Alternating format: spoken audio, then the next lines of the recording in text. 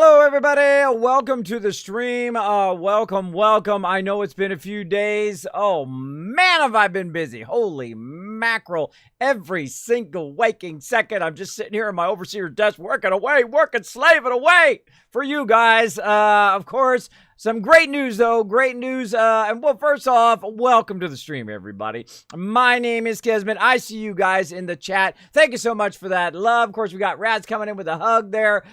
Spider Pig coming in. Hello. Welcome to the stream. Sorry about the delay today. I couldn't sleep, so I said, you know what? I'm going to try to bring it full today. I'm going to try to bring it. Last time I was so exhausted that I felt I wasn't really up to my normal hyped self. Wasn't up to that level, and I hate to do not a great stream. So this time I said, you know what? I'm going to rest a little bit extra, try to get an extra little sleep. Got it a little bit sleep in, so now I'm feeling much better. And then, of course, when I come back on, no, my camera's not working. Just technical issues. It's always something, everybody. It's always something. When you do stuff, you try very, very hard, but, you know, there's always roadblocks in your way, but that's okay. Keep going. Keep doing what you love to do every day. It'll work itself out in the long run anyway.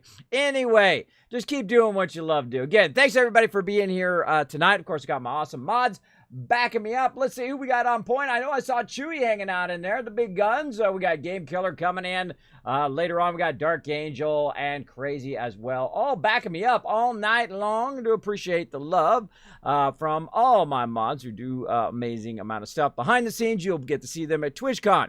Now, I've been working very hard on a lot of stuff behind the scenes, sponsor stuff and organizing things. And I was getting the Kiz Caps ready, all the new Kiz Caps, getting those all ready as well. Hey, Dragonheart String, welcome. And I had to scramble to try to get my cosplay going because, again, my cosplay outfit, the person didn't come through for me after 4 months of waiting for it.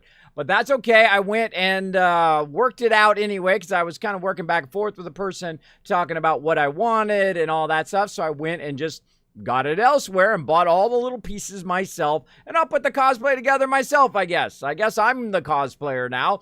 So what I wanted to do is I wanted to hire somebody who was in the cosplay community and, you know, try to help them and, you know, say, hey, you know what? I'm gonna hire you to do the outfit for me. And then I can just say, hey, look, this amazing cosplayer did this amazing outfit for me because I wouldn't consider myself a cosplayer. Typically, I don't, you know, for me, it'd be more like dress up. Right? Be more like dress up than cosplay because I don't really make the outfits and all of that stuff.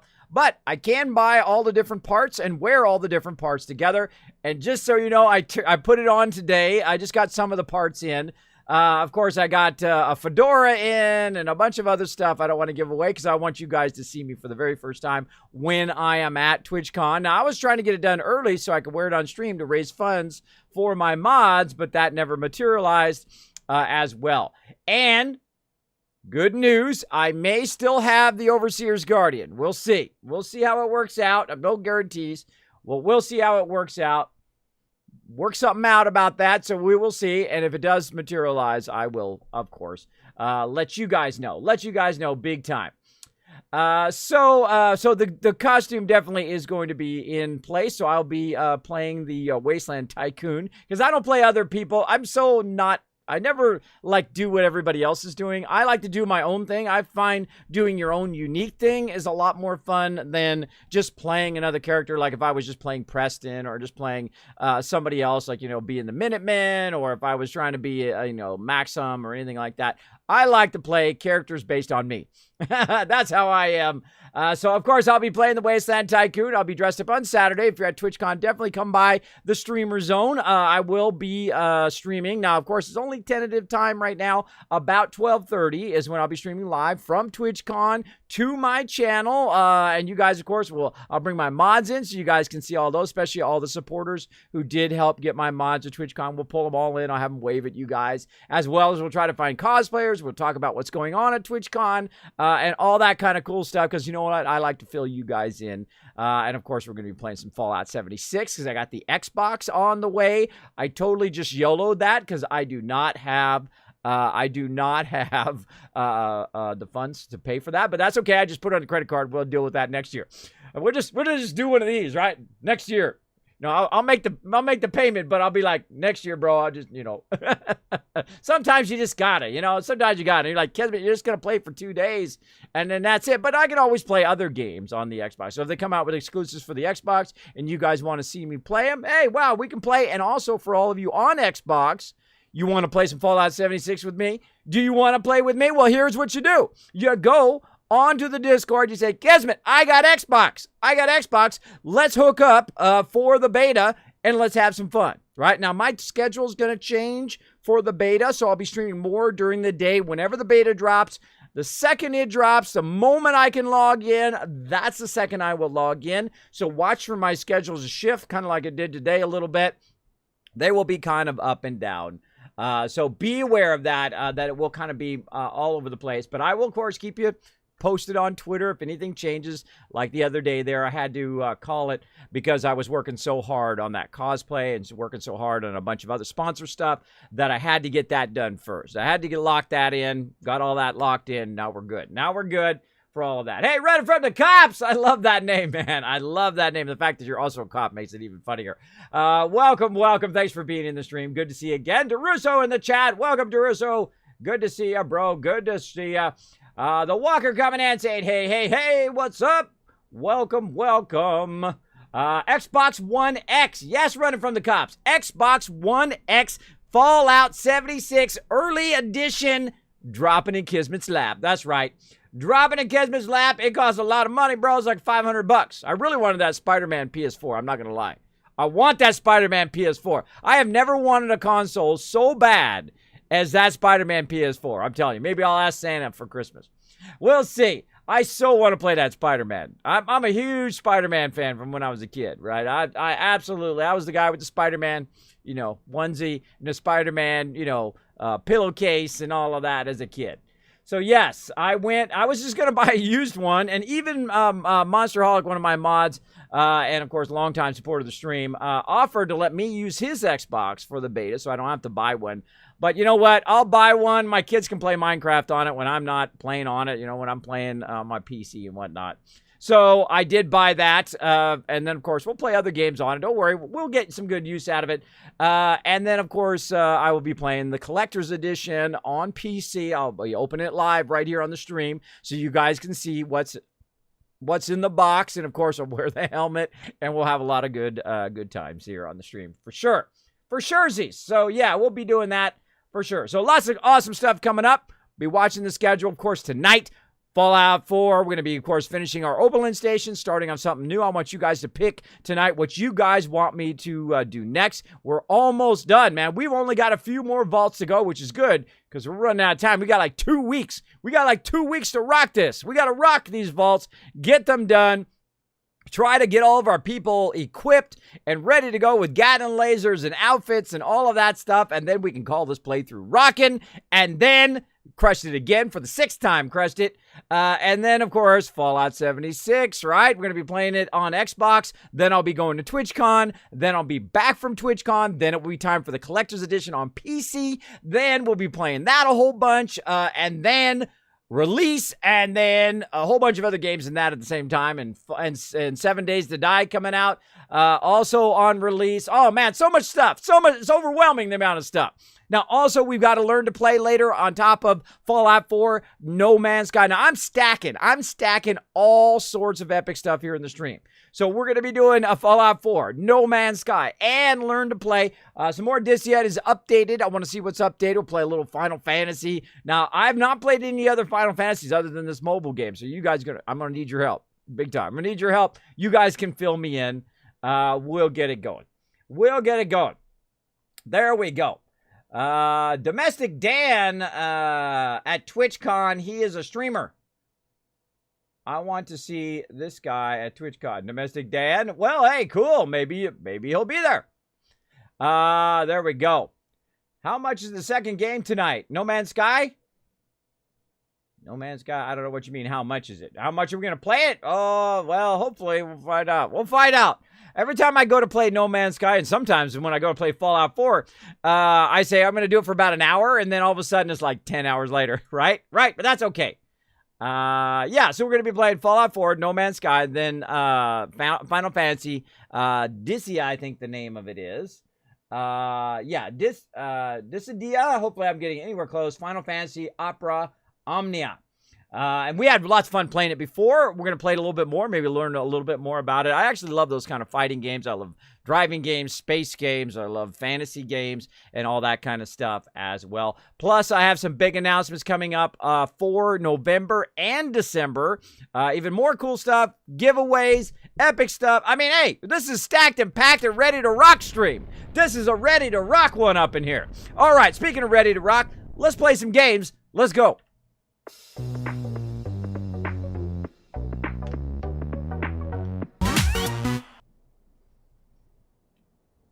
All right, everybody. Of course, I am rocking my water. I'm trying to be good, though I have been eating bad food. I'm not going to lie. Speaking of Monsterholic, there he is in the chat. What's up, Monsterholic? Oh, Saltbot getting salty in the chat. Look out. Look out. Get some Saltbots in the chat, everybody. Sorry, Raz. What can I say? Saltbot gets a bit salty. He's up like that sometimes. The Walker coming in. Sounds like a great game. How much is it? You know what? Check it out. Check it out right there. The Walker's telling you it's $59.99. You know what? It was on sale. It was on sale. Is it still on sale, mods? Go do my peeps a favor. Again, we go above and beyond for you guys. My mods, especially my senior mods, been working very hard behind the scenes. We got Josie back there just rocking all of those deals for you guys. We got Chewy bagging me up. And, of course, Gwen working on a whole bunch of other stuff coming up for the holiday. Man, so many awesome stuff. I can't wait to show you all. But we did see No Man's Sky. There it is, $24 on Green Man's Gaming. Let's see if it's still on sale. I'm going to go look it up for you right now. I mean, and I get the question all the time. Kismet, is the game... Oh, my God, it's still $24. It's still $24. Let's throw that in the chats, mods. I don't know what the command is, but if you guys can find the command, throw it in the chat. So, yes, it is 23 or $24, and I get all the time, Kismet, is this game worth $60? For me, absolutely. I absolutely love it now that they fixed it. Now, I didn't play the old version. I don't know what was wrong with it. They said it didn't have enough content or whatever. But definitely No Man's Sky is worth $24. I mean, you're basically ripping them off for $24. I'm just saying. I'm telling you, you're getting it for a sweet deal for $24. Now, I got it for free. Full disclosure, Big JP, of course, bought it for me here on the stream. So I do appreciate that greatly.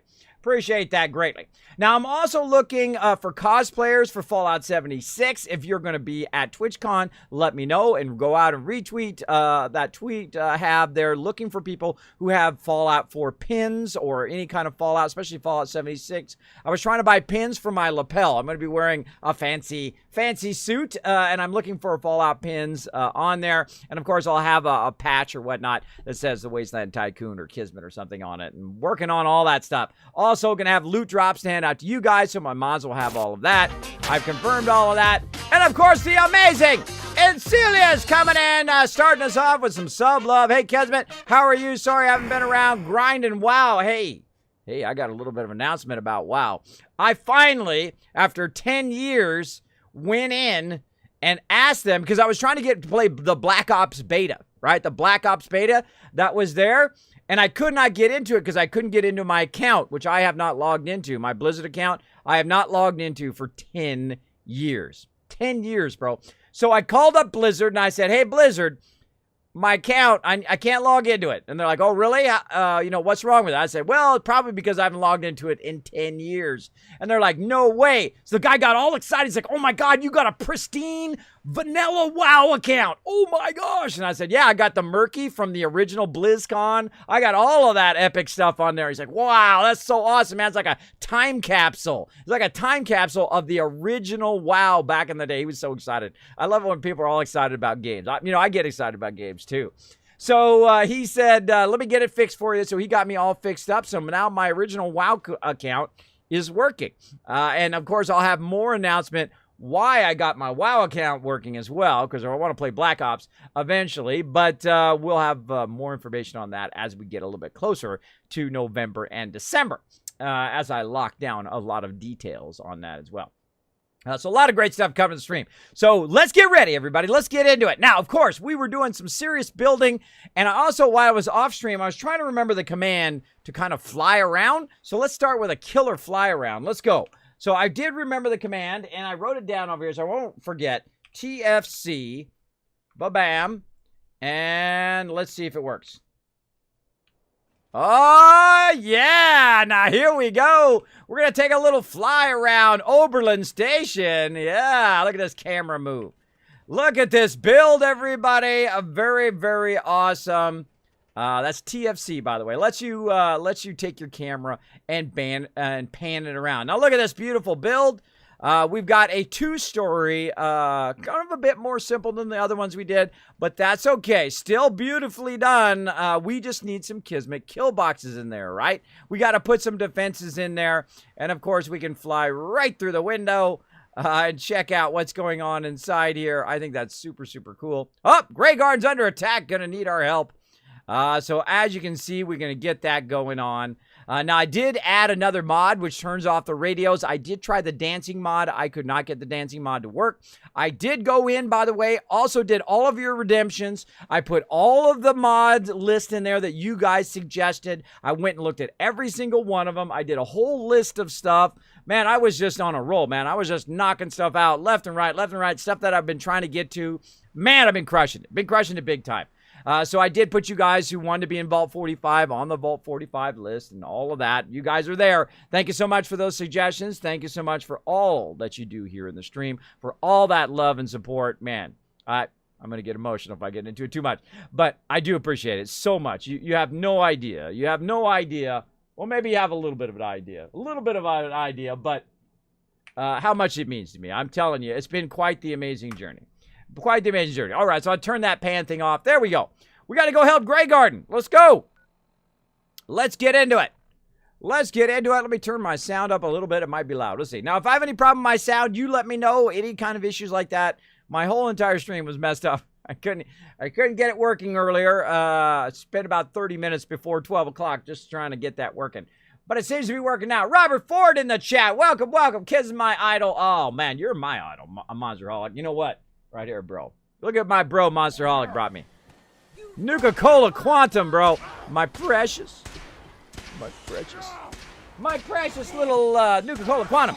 Super Mutant. Hold on. We got to get him. Where'd they go? This way. Oh, got owned. They shoot more of my moo-moose. Oh, they got wiped out. Now, one of the problems with building such a mega vault here at this area is they get stuck in the ground. It keeps spawning right here. They're spawning underneath the foundation. Where are you hiding? This one.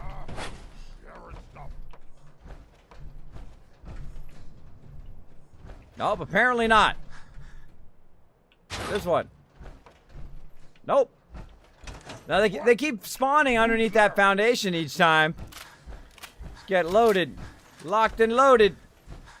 We've got our combat shotgun. We've got our Overseer's Guardian. A whole bunch of other fun weapons we're having fun with. Something there. There he is.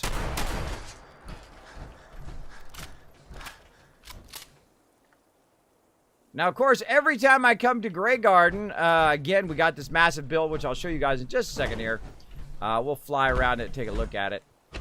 There's another place we have not added the, we didn't add the kill box to.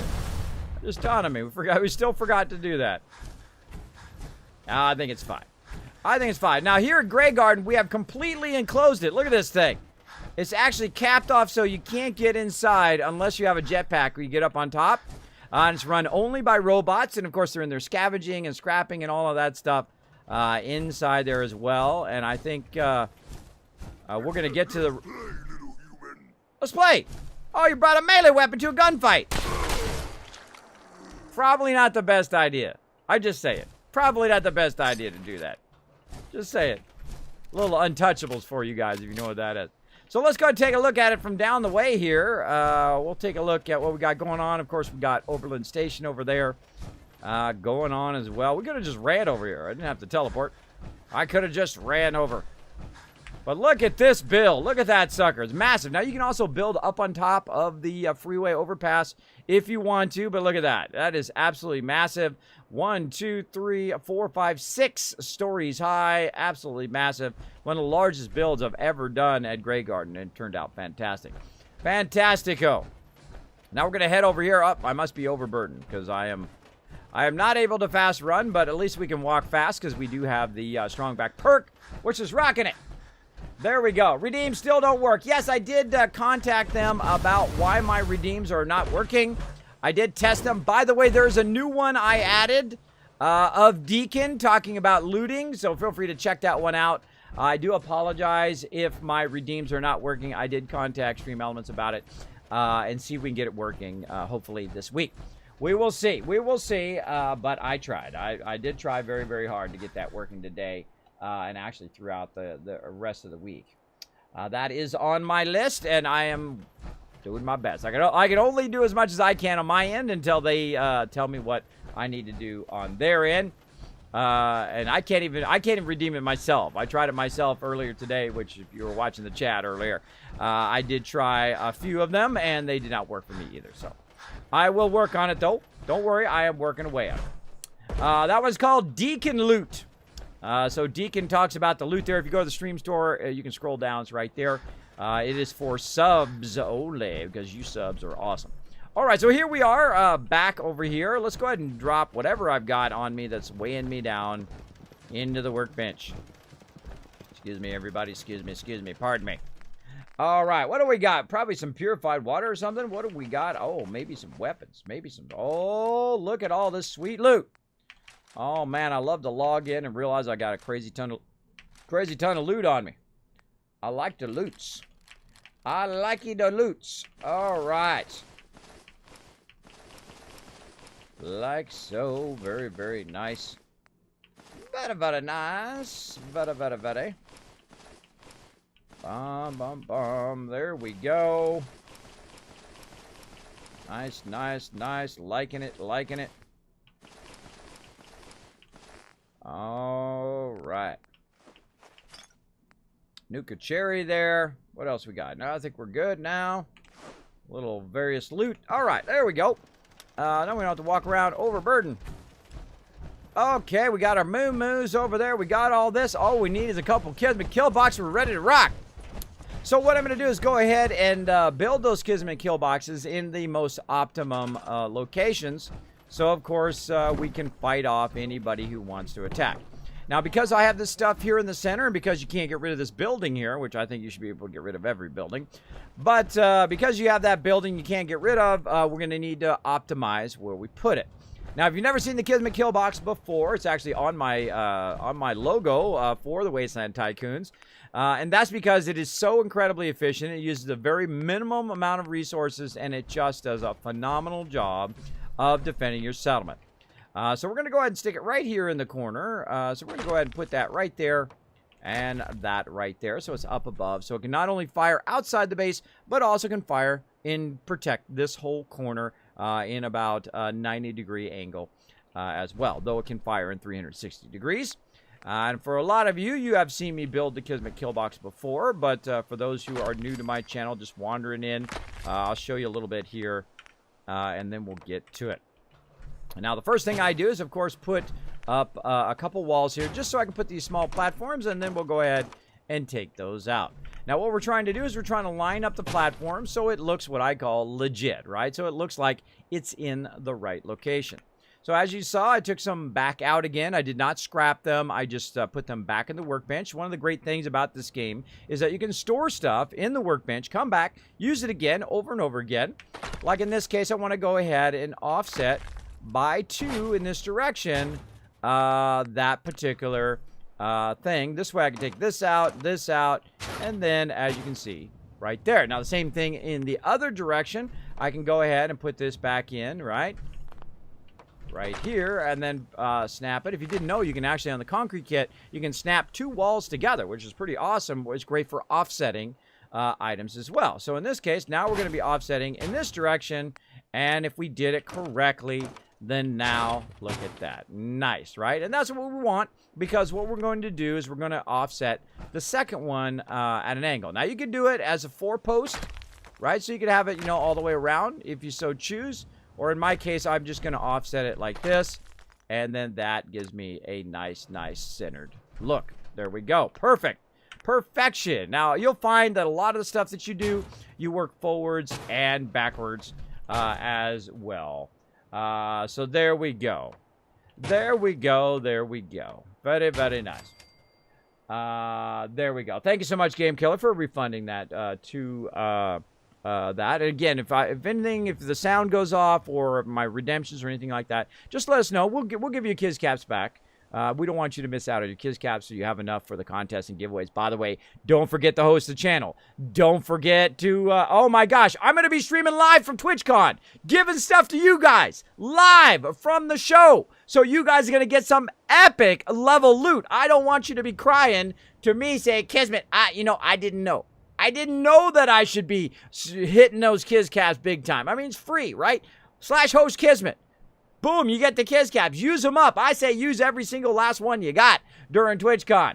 Then go ahead and also do a /host Kismet in your channel, so you get the host love. And of course, I'll shout you guys out in just a minute. As well as go to Twitter, retweet. Oh man, that does help the channel a lot, as well as it gets you guys, everybody in the channel. It's like working together as a team, so you all get some Kiz Caps. So everybody in the stream is going to have a lot of Kiz Caps for real life giveaways, cash money, Kismet candy bars, all sorts of epic stuff that I have not even announced yet. Man, I don't want you to miss out. Really, all the people who are always in my stream, no matter what game I'm playing, you're making a you. All the people who are always here saying, Kismet, we got your back. Kismet, we're always here every time, no matter what game you're playing, whether you're playing Fallout 4 or No Man's Sky or 7 Days to Die, or whether you're playing a Learn to Play game, or whether you're just telling us all the latest killer news.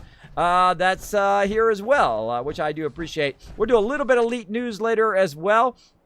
We'll talk about some of the games that are coming up, some of the really awesome games. I want to get your guys' feedback, what you guys think I should play on the stream as well. There we go. So we got what I call an L-shaped kill box. Now, the reason why I shaped it like that is so, of course, it can fire straight down here in the corner of it. And, of course, it can defend against anybody coming up this way and up this way. Now, the way I decide now which types of turrets I put in, and I don't talk about this very often on stream, but when you use the Automatron DLC, you got to be very careful, because I have had it where my rocket turrets have destroyed all of my robots. And it was really sucky because I had put your guys' names on them in the past, and I don't like to, that's why you'll see I don't put your name in the game yet until I'm sure first which way I want to do it, whether it's on a robot or just on a wall. I would just write it on a wall, which I think is really fun as well. We might do that this time as well. And again, I don't like to put it on characters that might die or I might, get rid of or whatnot. I prefer to do much more fun stuff. So you guys, of course, are highlighted in the game. If you redeem that, put me in 45. If you don't know what I'm talking about, go to the stream store. There's a whole bunch of fun stuff you can redeem up there. For some reason, my sound redemptions are not working. But we'll get that fixed as soon as we can, all right? We'll get it fixed, as well as a lot more sound redemptions coming down the road. I'm working also on my soundboard, so we'll get a lot of that going on. I mean, I got a lot of stuff going on. More animations, of course. More ability to see Norbert coming in. Come on in here, Norbert. Tell us about those little bitties in there. More animation Norbert's, the return of... He loves you guys. He loves you guys. Ah, Norbert, he's so awesome.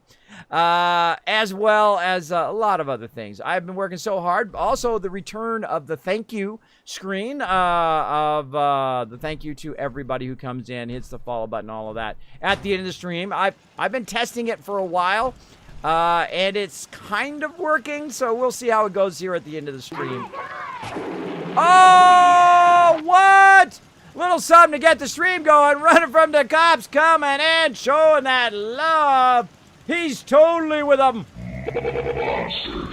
Monster kill donation. Thank you so much for that $20. Appreciate it big time. I got new donation stuff coming as well for those big giveaway, big donations and whatnot. on behalf of myself and my mods. That's going to be going toward helping my mods as well. I'm trying to set up some other things at TwitchCon as well for my mods and for other streamers and their mods. That's right. I go above and beyond. Now, I always get the question, Kismet, why do you do what you do? Right? Because some people, they do stuff for money, and there's nothing wrong with that. You got to provide for your family, and there's nothing wrong with getting paid if you're a professional at what you do. Right? But I have never done stuff purely for money. I've never had a job where I said, you know what? I am going to have this job just so I can pay the bills. Because that's a tough kind of job to have. And I know some of you out there have had those jobs or might have that job now. Where you're like, you know what, I got to pay my bills, bro. I got to work at Walmart. I got to work at McDonald's. I got to do whatever I got to do to survive. And there ain't nothing wrong with that. Don't let nobody put you down for it, right? Don't let them say, you work at McDonald's? Well, yeah, you do, because you got to pay the bills, right? There's nothing wrong with that. That's very admirable to be out there providing for yourself, providing for your family. But I try to don't take jobs just for money. I do what I love to do. And I find that money works itself over time.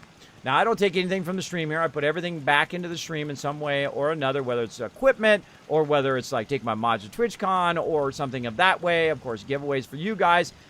Because I think in the long run, that's what I want to do with my time that I have, right? A bit slippy coming in. 10 months. Let's go. Oh, my gosh. What a love. Coming in here, I think somebody shot the food. Someone shot the food. There we go. There we go. I think it was a bit slippy. Thank you so much for coming in, Bit Slippy. Always great to see you. Thank you so much for that 10-month sub love. That's the way to rock it. Your baby dragon is almost there. A couple more months. He's going to have his wings, and he's going to be backing you up wherever you go. Nobody's going to mess with you and your dragon, I'm telling you. He's got your back. He's got your back. Let's do it. Let's see that. There we go. Love and hype in the chat for a bit sleepy. Thanks so much. Again, thank you for running for the cops, for the love. And Celia's coming in. Let me catch up on my alerts. I'm a little bit behind here. Wow, look at all these people follow my channel while I was offline. Clear Grimster, Shadow Rash, the Wicked, the Witch King of Amarok. That's a great name. Buckeye coming in as well with the follow. Thank you so much for dropping the Dragon Hammer, crushing that follow button, becoming part of the Wasteland Tycoons. Welcome, welcome.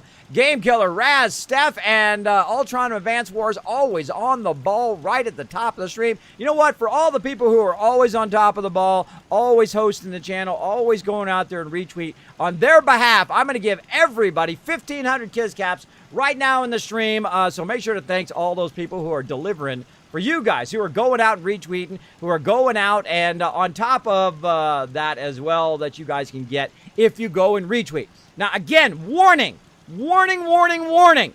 I'm going to be giving out cash money.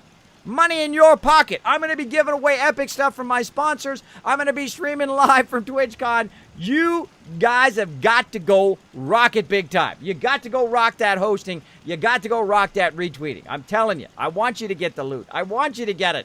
You guys are my best peeps. You're my peeps here every single time, showing me the love in the stream, and I want to show it right back to you because that's what I do. I take your love, I amplify it here in the stream, and I send it right back to you. And that's what we do. I know, of course, later we'll get on the Kismet Love train. We'll send it around Twitch as well. And again, that's what I want to do with the time that I have, because you never really know, especially when you get a little bit older like me. I've been very, very close to being completely disabled, where I couldn't do anything. I couldn't go anywhere and do anything. I was stuck in the bed, very depressed, of course. I lost my amazing job at Apple, which was one of my favorite places that I got to work. And I've got to work at an amazing place with amazing people who were the top of their field. And I've worked at the top of my field of graphic design for 25 years. It was an amazing time. But man, and I tell you, I get a little weepy inside when I start to think about it. And you get older, you know, you're a little less in control of your emotions, I find. A little bit harder to keep that bottled up. But you know what? Screw it. You know, at my age, I'm like, you know what? I'm just going to be me.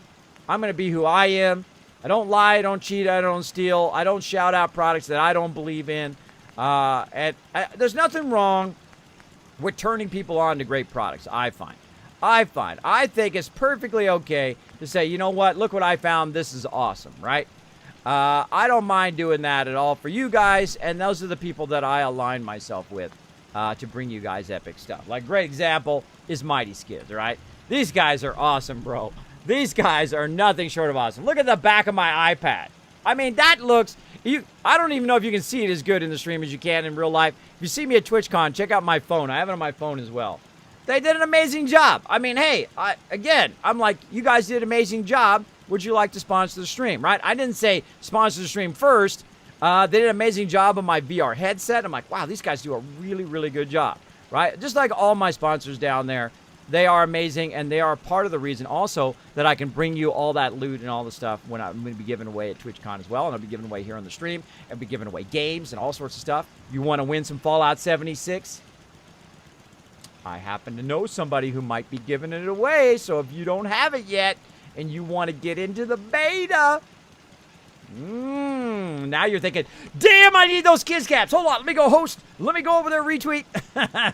I'm telling you, some sweet giveaways coming up for you guys. And again, I work very, very hard. I work 7 days a week on the stream to bring you that kind of stuff. And you deserve it. You deserve it because you're here in my stream helping me out. All right, so we got the Kismet kill box going. I'm sorry, I'm so excited, everybody. I'm so excited. This has taken 8 months. 8 months of incredibly hard work. Working with a whole bunch of epic people to make all this happen. Big shout out to Twitch. Big shout out to all the peeps at TwitchCon as well. And of course, all my sponsors, all my mods, all of you guys who, of course, have contributed to get my mods to TwitchCon. There's so many people to thank. And I'm probably going to get real... I can see it already, mods. I'm going to get... my mods remember from last year. And you guys remember last year. I was getting so emotional when I was at TwitchCon, man, when I was streaming live. Because it was like, you got to think that's a combination of thousands of days worth of work, right? Where you start off, you want to be a streamer, and you're working really hard at it, and you work so hard across time, and you're working at it, and working at it, and working at it, just try to do what you love to do every day. And then it comes to fruition, like one of your big, amazing dreams that, you know, you never think would really happen, but, you know, you try anyway. You go, you know what? It'd be awesome if, right? It'd be awesome if one day I could stream live from TwitchCon, right? And then it came true. One day if I could be a Twitch partner, and then it came true. In fact, it came true in the same year. I became a Twitch partner, and then I streamed live from TwitchCon. Again, I am living proof. Disabled in the bed 3 years ago with sleep apnea and vertigo. I said, screw you, doctors. You're not helping me. And they said for me to lay down and die. They said there's nothing they can do. I said, oh, there's something I could do. There's something I can do. I can make it happen myself because I'm a great problem solver. And that's what I did. I went out, took better care of myself. I went out and started eating right, going to the gym. And you guys see my IRL videos. Still going to the gym. I owe you guys some IRL videos. I know I'm behind on those. But like all that stuff I just talked about before, I've been doing that instead. So we'll get those IRL videos up there for you. I do have actually 2 of them. 2 of them I've been working on. So we'll get those up there for you on my YouTube channel. So be watching for those up there as well. So yeah, very, very busy. Just crushing it big time. I'm so excited. I'm so excited because, you know, when you try something like big, like try to take 5 of my mods to TwitchCon, trying to raise funds for that, when you try to go out and you try to, you know, of course, stream from TwitchCon, you try to set up all the stuff like cosplay and all of that stuff, it is a massive undertaking. It is absolute massive just in the logistics of getting everybody lined up and figuring out how to get everybody there, right? And getting everybody's schedules and all of that to kind of line up and who's going to be staying where and what hotel and all of that stuff. That is a lot of work that you have to do. But we did manage to get it going on. We have unlocked that achievement. My mods will be there. You'll see all 5 of them. Of course, I'm bringing some fedoras for them to wear. And I'm thinking I'm going to give those out. I'm going to probably give out Wasteland Tycoon fedoras while we're there. Lady Doomstar coming in with the Prime Sub Love. Oh, over here. The Prime Sub Love. Thank you so much. Let's show that love. Wow. We're 3 subs in. We get the 5 subs. We're going to go ahead and get on that Kismet love train. As well. You know what? I think that's a little bit of a dragon dance we need up in here. Let's go. There we go. Norbert dancing for that sub love. Thank you so much for using your Prime. Thanks for using it on my channel. I consider it a huge honor when somebody uses their one and only Prime sub on my channel. I do appreciate that. Big time.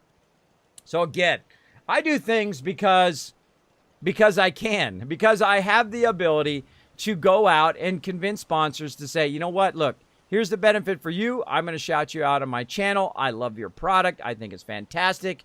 And, you know, if you want to contribute, you can or you can't. I mean, you don't have to, right? I'm not very pushy. I'm like, you can if you want to. I'm not really a salesperson. I don't try to sell stuff.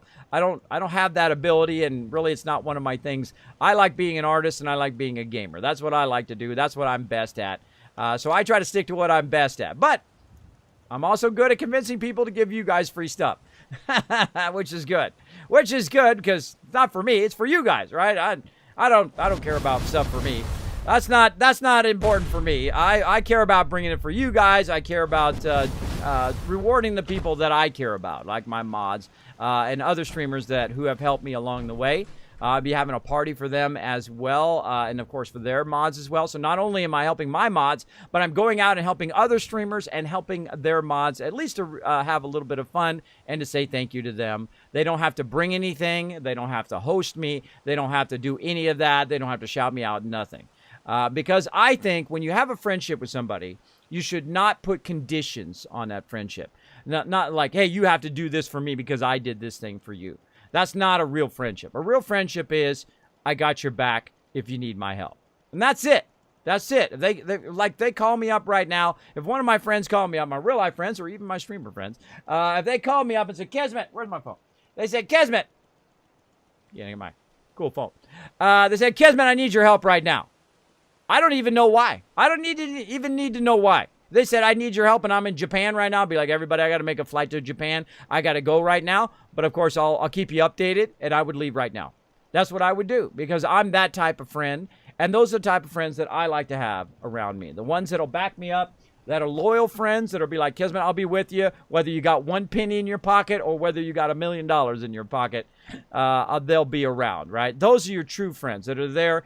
They're not fair weather friends. They're not there only when you're successful. They're there all the time. They're there no matter what the issue is, right? No matter how your life is going, they're there for you. And they're very rare. They're very rare to have amazing people like my mods, amazing people like you guys who come in the stream every single time and say, Kismet, we're here for you, bro. We're here for you. We love your content.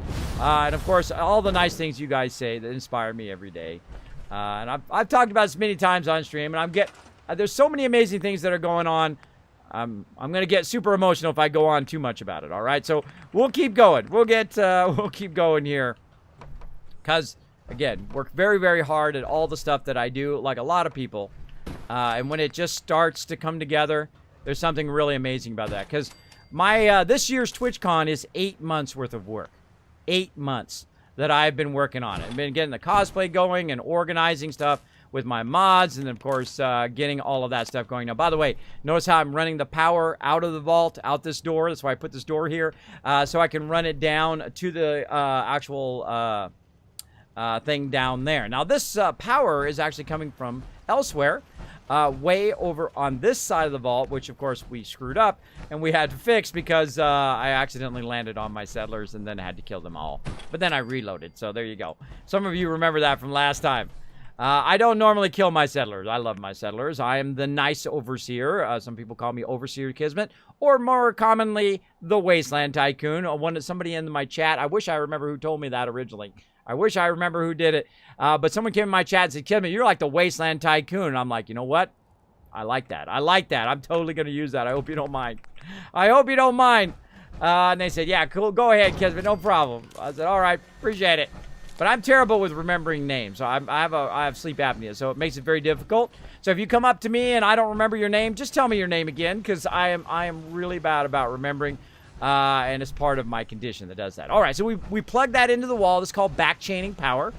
So we used one of these instead of the vault-tec one. Now, the reason why we use the fusion generator is it takes a lot less nuclear material, and it's just 100 power is a lot. That's a lot for a vault. So you can run it to the wall, and now all the rest of the vault actually has power. So if we go and we look out here, our turret should start working, because it's going to come right through the floors and walls and end up right to here. And, of course, it's chained out the doorway. Now how do we know it's working? Of course, our turrets are turning. We've got our rocket turrets, our heavy lasers, and of course, our heavy machine gun. I do like to have different types so that, of course, different damage types against different mobs. A little foggy out here now. A little foggy. So we got that going. Now, of course, we want to light it up a bit in here as well. Now, I like the hanging lights. Now, of course, you can do whatever you want. But if you notice, if we just put a hanging light back here in the corner, it just works because that thing is transmitting wireless power. So we can very easily, over here, since we already have that wireless power set up, we can go ahead and light it up in here. I think we got to get some cloth at some point as well. Now, we're mega building. Now, if you're not familiar with mega building, that's where I go through, and I have 3 different levels of building. I have the basic build, where I go in at the very beginning of the game, or the very beginning of that particular settlement. I will go in and just put down sleeping bags, mute fruit, and, of course, water. Right? And, of course, the Kismet kill box. A very simple Kismet kill box with just the heavy turrets. Don't use the base level turret. That turret sucks. You want to use those heavy turrets. And those heavy turrets will, of course, defend your settlements. What I call the Kismet kill box. Now, the Kismet kill box is amazing. I have refined it over 2,400 hours live here on stream playing Fallout 4. I've played the entire Fallout series all the way back to Fallout 1. In fact, I've probably seen it and played it before some people were even born. I was in the Apple store earlier today helping out a relative with their Apple. I'm like the official, because I used to work for Apple. So I'm the official help you with your phone guy, right? So I was in there in the Apple store, and I was sitting there realizing that I'm at the age now where every single person almost in that Apple store, about 99% of people, I was using computers and playing games before any of those people were born. I had that realization while I was standing in there. I'm like, wow. I'm getting up there a little bit, everybody. Getting up there a little bit. But don't ever stop doing what you love to do, and don't discriminate against people. I would strongly recommend that no matter how old somebody is, because that is a form of discrimination based on a person's age, as well as no matter what they look like, where they come from. I don't care what you look like. I don't care where you come from.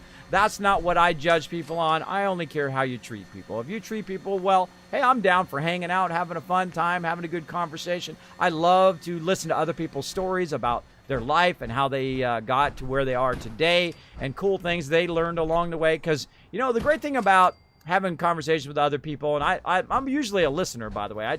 I don't really talk this much in real life, that much, as my mods will contend. I'm usually very quiet. But I love to hear people's stories, like where they're from, because you get those lessons for free, right? You don't have to earn those lessons, as I like to call it. Basically, you don't have to go through the emotional ups and downs of learning those lessons.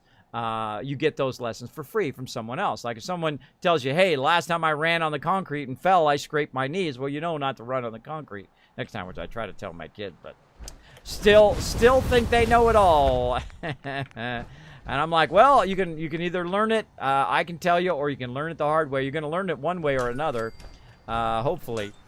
As well. So we're going to also put some up here on the second level. And we're just going to do some basic lighting here. Now, of course, we could really go in and embellish this to an degree.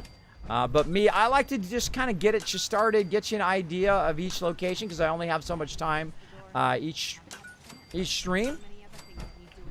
So we'll get you started on just doing some basic lighting and how to set up your vaults and how to backchain power so you're not using up all your nuclear material and whatnot as well.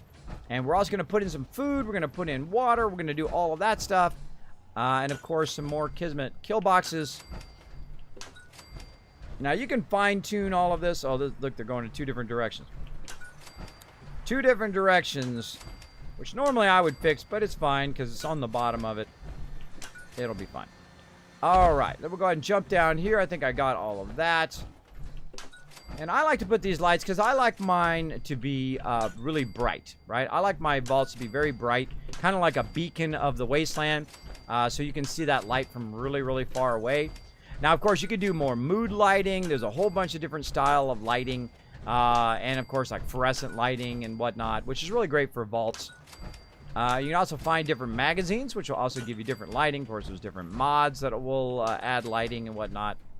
Lots and lots of fun stuff. And this is my first modded playthrough. And you're like, Kismet, you played 2,400 hours and this is your first modded playthrough? Yes. I typically don't play with mods originally because what I want to do is play the game through multiple times in different ways back in the day.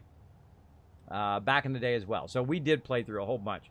Woo, says Lady Doomstar. You're welcome. Netbooks, a bit slow, so missed the shout out if there was one. There absolutely was, Lady Doomstar. We absolutely gave you a shout out. We said thank you so much for getting your baby dragon underway. I appreciate you using your Prime on my stream. I do consider that a huge honor. Thank you so much. Appreciate that.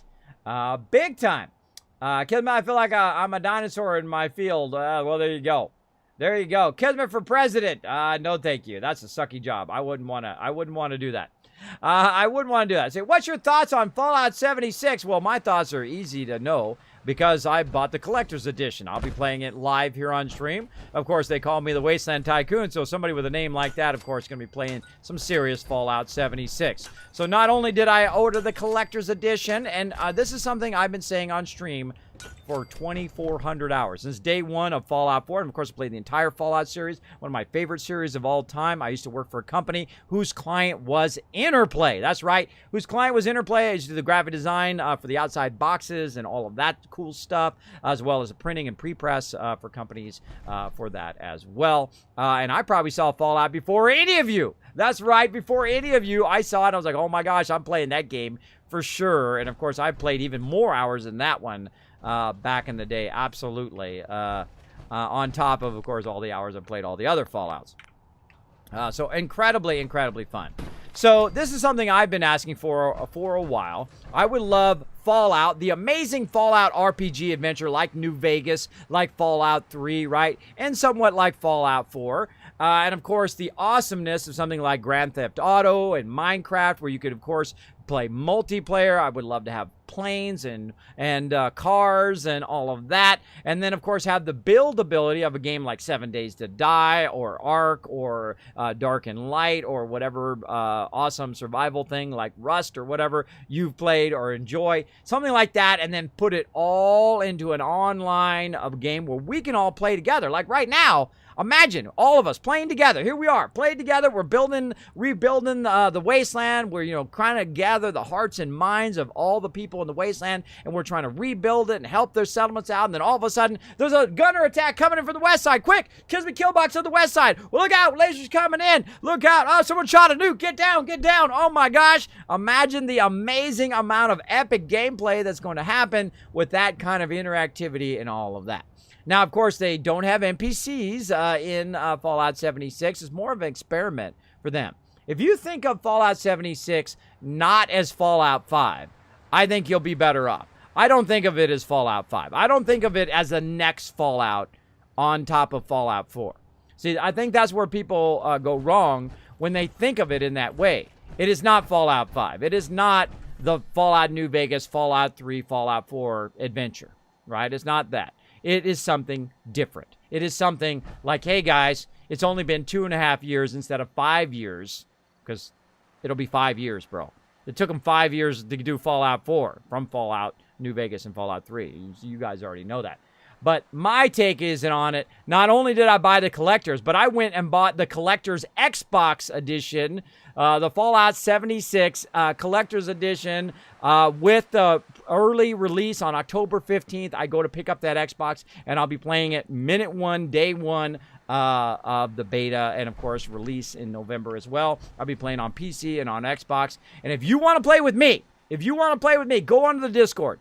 Discord.gg/Kismet, because I'm also partnered with Discord as well as Twitch.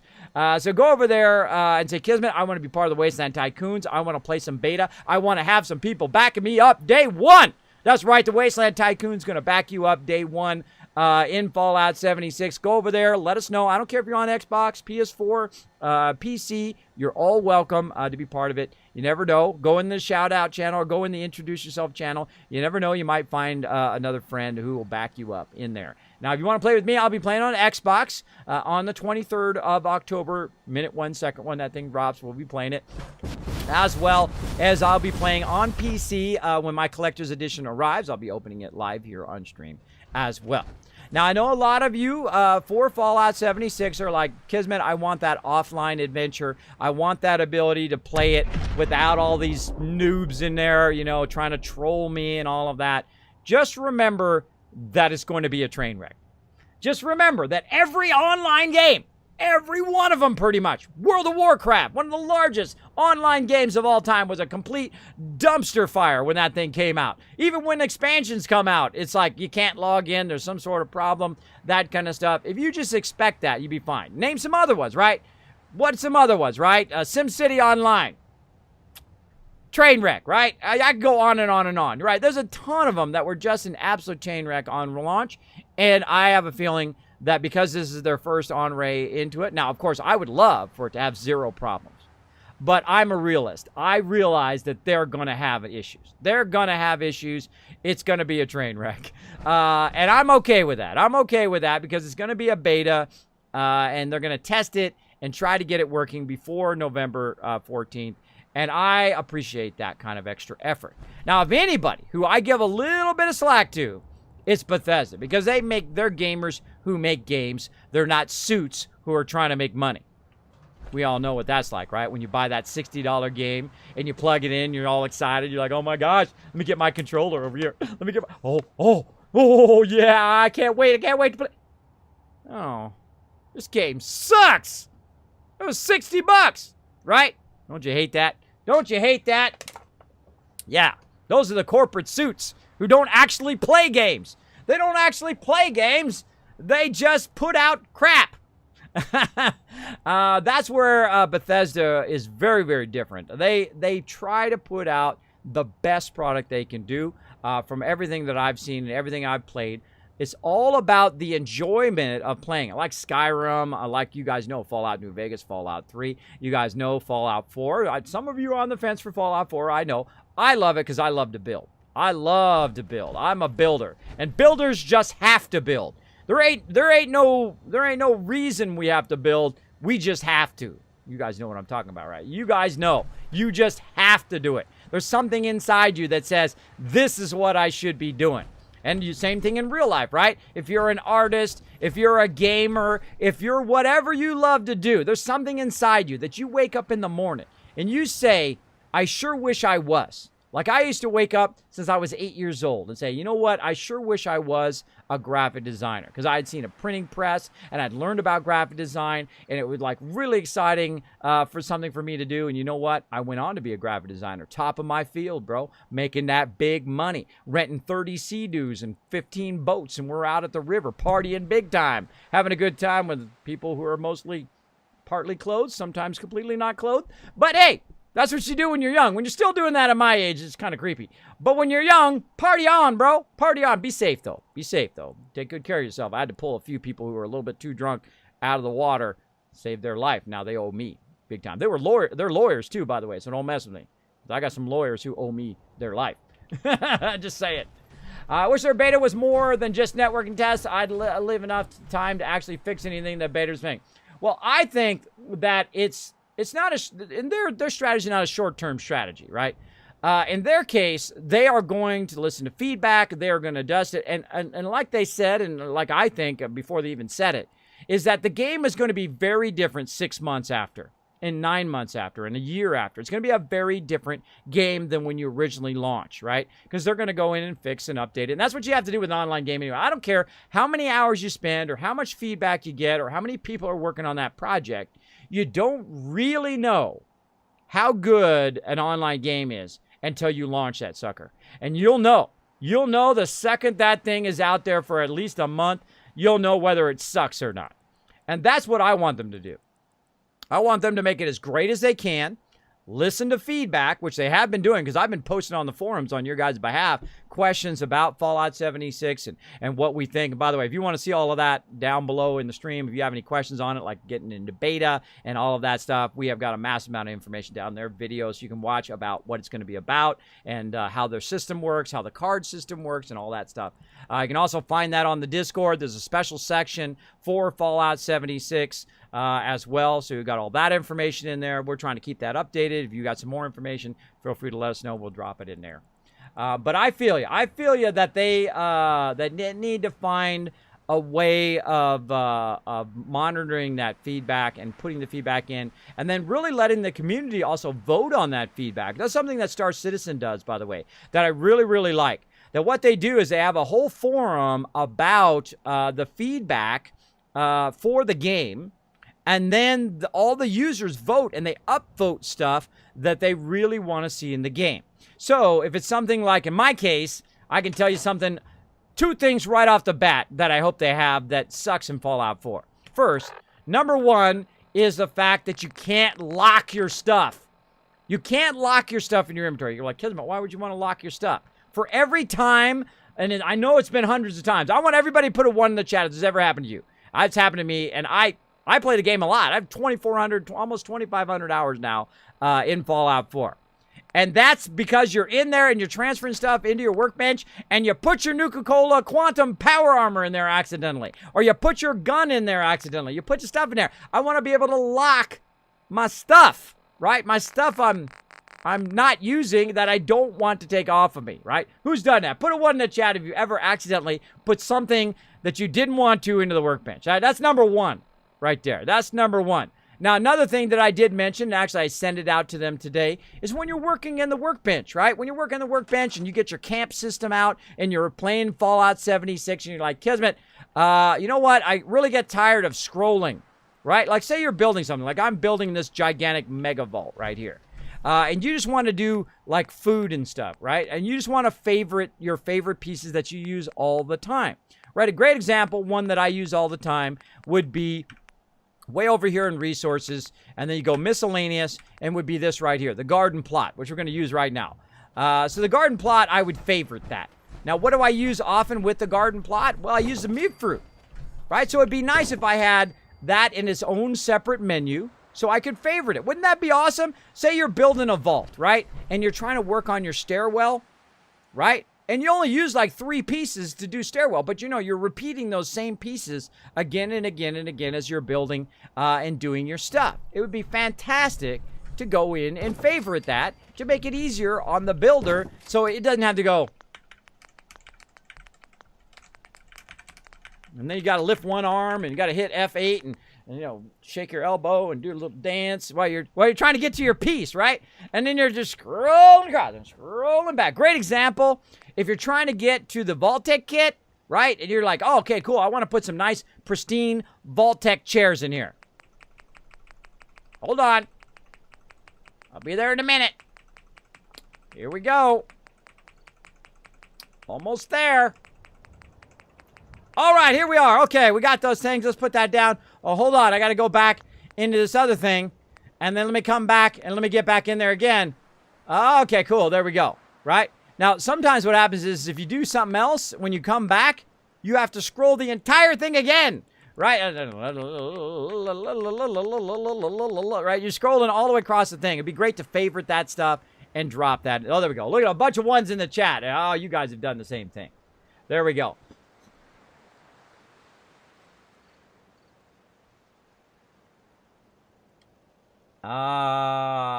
I could try there, Jiven, but I have sleep apnea, so saying really long words is not going to work out. I can't even say people's names right. You think I'm going to get that big, long word right? I seriously doubt it. But thanks for being here. There we go. Yeah, I think that it will be, because my spelling sucks as hot dog. Hey, we don't call people out for spelling in here. We don't call people out for grammar. My grammar and everything's getting worse because of my medical conditions. I spell horribly. I use, by the way, Grammarly, incredibly great. I would try to get them as a sponsor. They turned me down. So sad. They have a great product. Great product for people like me who are starting to have more and more issue just writing sentences because of my conditions, because I have trouble sleeping. That's what sleep apnea is. So every night I go to sleep, I stop breathing. So this could be the last one, bro. This could be the last one. Every night could be the last moment of my life. So I'm spending every minute doing what I love to do. I suggest you do the same as well. Appreciate the people who are around you, who care about you. Listen to the people who care about you. And you know, all the other people in the world who tell you you're not good enough or something's impossible or it can't be done. Well, they're right for them, but not for you. You can do whatever you want. Don't take their negativity and set it right here. Don't do it, man. It's a waste of time. It took me so long to learn that. You know what you do? Boom! Knock that off of there. Look at that. Look at that. I don't carry people's negativity around. People come in my channel and try to be negative. Bro, I already been there. Already been there, done that. I don't put it in some sort of negativity backpack and carry it around like my job to carry around other people's negativity. I try to stay positive. I try to do what I love to do and be sincere with you guys here in the stream to go and do what you love to do. I try to inspire other people to do that because you know what? There's not a lot of people who are going to say, you know what? You're awesome the way you are. You're awesome the way you are. You don't have to, I'm not going to try to change you and make you into somebody else. You're going to be who you are, right? Don't try to change other people unless they want to change, unless they're asking for your help to change. But changing other people doesn't work. They are who they are, and you just got to love them and like them for who they are, their own perfect imperfections, as they say. That's the way I try to be with peeps, right? You just be who you are, whether you're into, maybe you're into cosplay, maybe you're into LARPing, maybe you're into Dungeons and Dragons, maybe you're into gaming, maybe you're into whatever, Lord of the Rings, you're into Star Wars, Star Trek, whatever it is. Don't let nobody put you down for what you like. Same thing with music, right? Some people put you down and say, oh, you like so-and-so and that thing right there. Yeah, I do. Own it. Own it for yourself because you can like whatever you want. Don't let nobody bully you into not liking what you like, right? I like all types of music. I like all types of games. I like all types of stuff. And ain't nobody going to tell me what I can like. I suggest you do the same. And then you don't have to worry about that anymore. One less thing in your list of stuff to worry about. You just enjoy the things you like. If you like to, listen to classical, if you like to listen to whatever, heavy metal, whatever it is, party on, bro. Party on. Do what you love to do. Don't waste any bit of your time listening to people who try to put you down in none of that stuff. Especially if you're young, if you're at that age, you might be in high school, you might be in college, or whatever it is. People put you down for what you like or what you don't like, or who you are or what you look like or whatever. People always find some reason to be mean to other people. I don't understand it. Imperfect people telling other people how imperfect they are. Right? Because humans are inherently imperfect. You ever wonder why computers don't work that great? It doesn't matter which one you got. It doesn't matter if you have, Mac or if you have Apple or Android or whatever it is. You ever wonder why that stuff doesn't work perfect? Because humans are inherently flawed. They are imperfect, so they make imperfect things. And you got to think that millions of humans have worked on all of this stuff, right? Whether it's a microwave or whether it's your phone or whether it's a computer. If you think of it in that way, it's not so frustrating, well, a little less frustrating anyway, when your phone doesn't work or your TV service isn't working or whatever it is. Because people are inherently flawed and they are going to make mistakes and stuff is not going to work perfectly. And that's what I think about Fallout. That was a huge circle back around. That was a massive circle around. And that's what I think is going to happen with Fallout 76. It's going to have issues. It's going to have bugs. It's going to be a train wreck on launch. You're not going to be able to log in and all of that stuff. Probably the same thing during the beta. Won't be able to get in the beta. There'll be server problems trying to log in and all of that. And, people get upset. Hey, I can't log in, man. This game sucks. Well, it's a beta. What are you expecting? I mean, it's your expectations that set the standard, right? My expectations are make it awesome, and I'll help as much as I can, right? I will go in, look at what I think should be in there, give you the feedback, and then hand it over to Bethesda, right? From then on, it's not my job. It's not my job to critique them every step of the way. My job to give some positive, respectful feedback, saying, hey, I love this. I don't like this. This doesn't work well, right? This doesn't work well. And then the most important thing when you're doing feedback, because of course I've been a graphic designer, believe me. I've heard some serious feedback for 25 years, for a very long time. Like it's too dark or it's too this or make my logo bigger or whatever it is, right? That make my logo bigger stuff. Nearly every client, I'm telling you. Nearly every single one. They always want that logo bigger. I like cover everything else up. Just put the logo there. Just putting your logo bigger does not help your ad, just so you know, or your whatever it is, whatever you're getting done does not help at all. Just so you know. But that's something that I'm a big fan of, is giving respectful feedback. And that's what they listen to. They will listen to respectful feedback. If you're just being a jerk and say, this game sucks, whoop, right in one ear, one out the other. And I typically only take feedback in real life from people who I think actually care about me, right? So if somebody doesn't care about you, just some random person that says something mean about you, they might make fun of you because maybe you're not tall, or maybe you're small, maybe you're overweight, whatever it is. Don't worry about those people. What do you care about those people? They don't care about you. Why do you care about what they think? Right? If they don't care about you, what they mean, their stuff doesn't mean nothing. Their stuff means absolutely nothing. So always be looking for the people who actually care about you to get their feedback. That's the important part. And sometimes I talk IRL here, by the way, and sometimes I talk Fallout. I'm just doing some basic stuff here. As you can see, I'm just doing some lighting right now on the outside of the building. I don't think I need to explain what's going on here. But if you do have questions, feel free to ask. I love interacting in the chat. That's one of my favorite things to do, is talk to you guys here in the chat. But again, don't listen to people if they're going to put you down for what you look like, or where you come from, or how old you are, or if you happen to look like Tony Hawk, which I get all the time.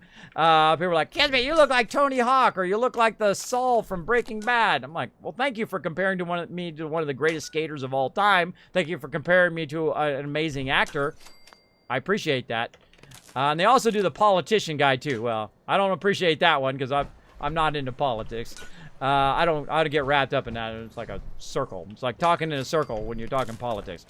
We don't typically talk politics here in the channel as well. As you can see, part of the chat rules. Part of the chat rules, because it does get heated, and you're welcome to your opinion, just not in my chat. Because it does degrade quickly, sadly. Sadly. All right, let's keep it going. Oh. All right.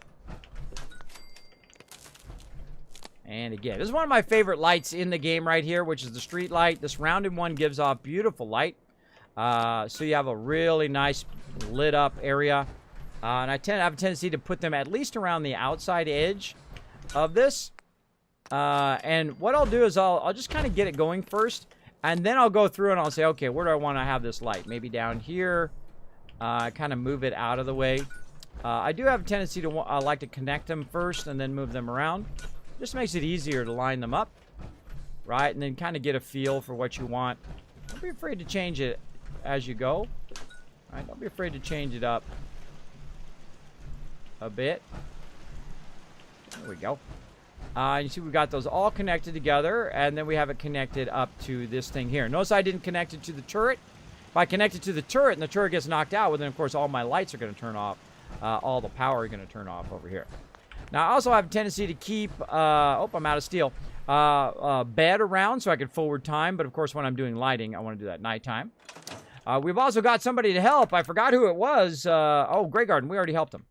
We already helped him out. Let's see if there's anybody else who needs our help. Now, sometimes we jump back and forth, get a little bit of action going on when we are firing, when we're building stuff, so we can defend our settlements as well. Very, very nice. And there as well. So what are you going to build in Fallout 76? A whole town or just a big house? Now, my mod, Game Killer, sent me an amazing video, by the way, and I think I have a link to it.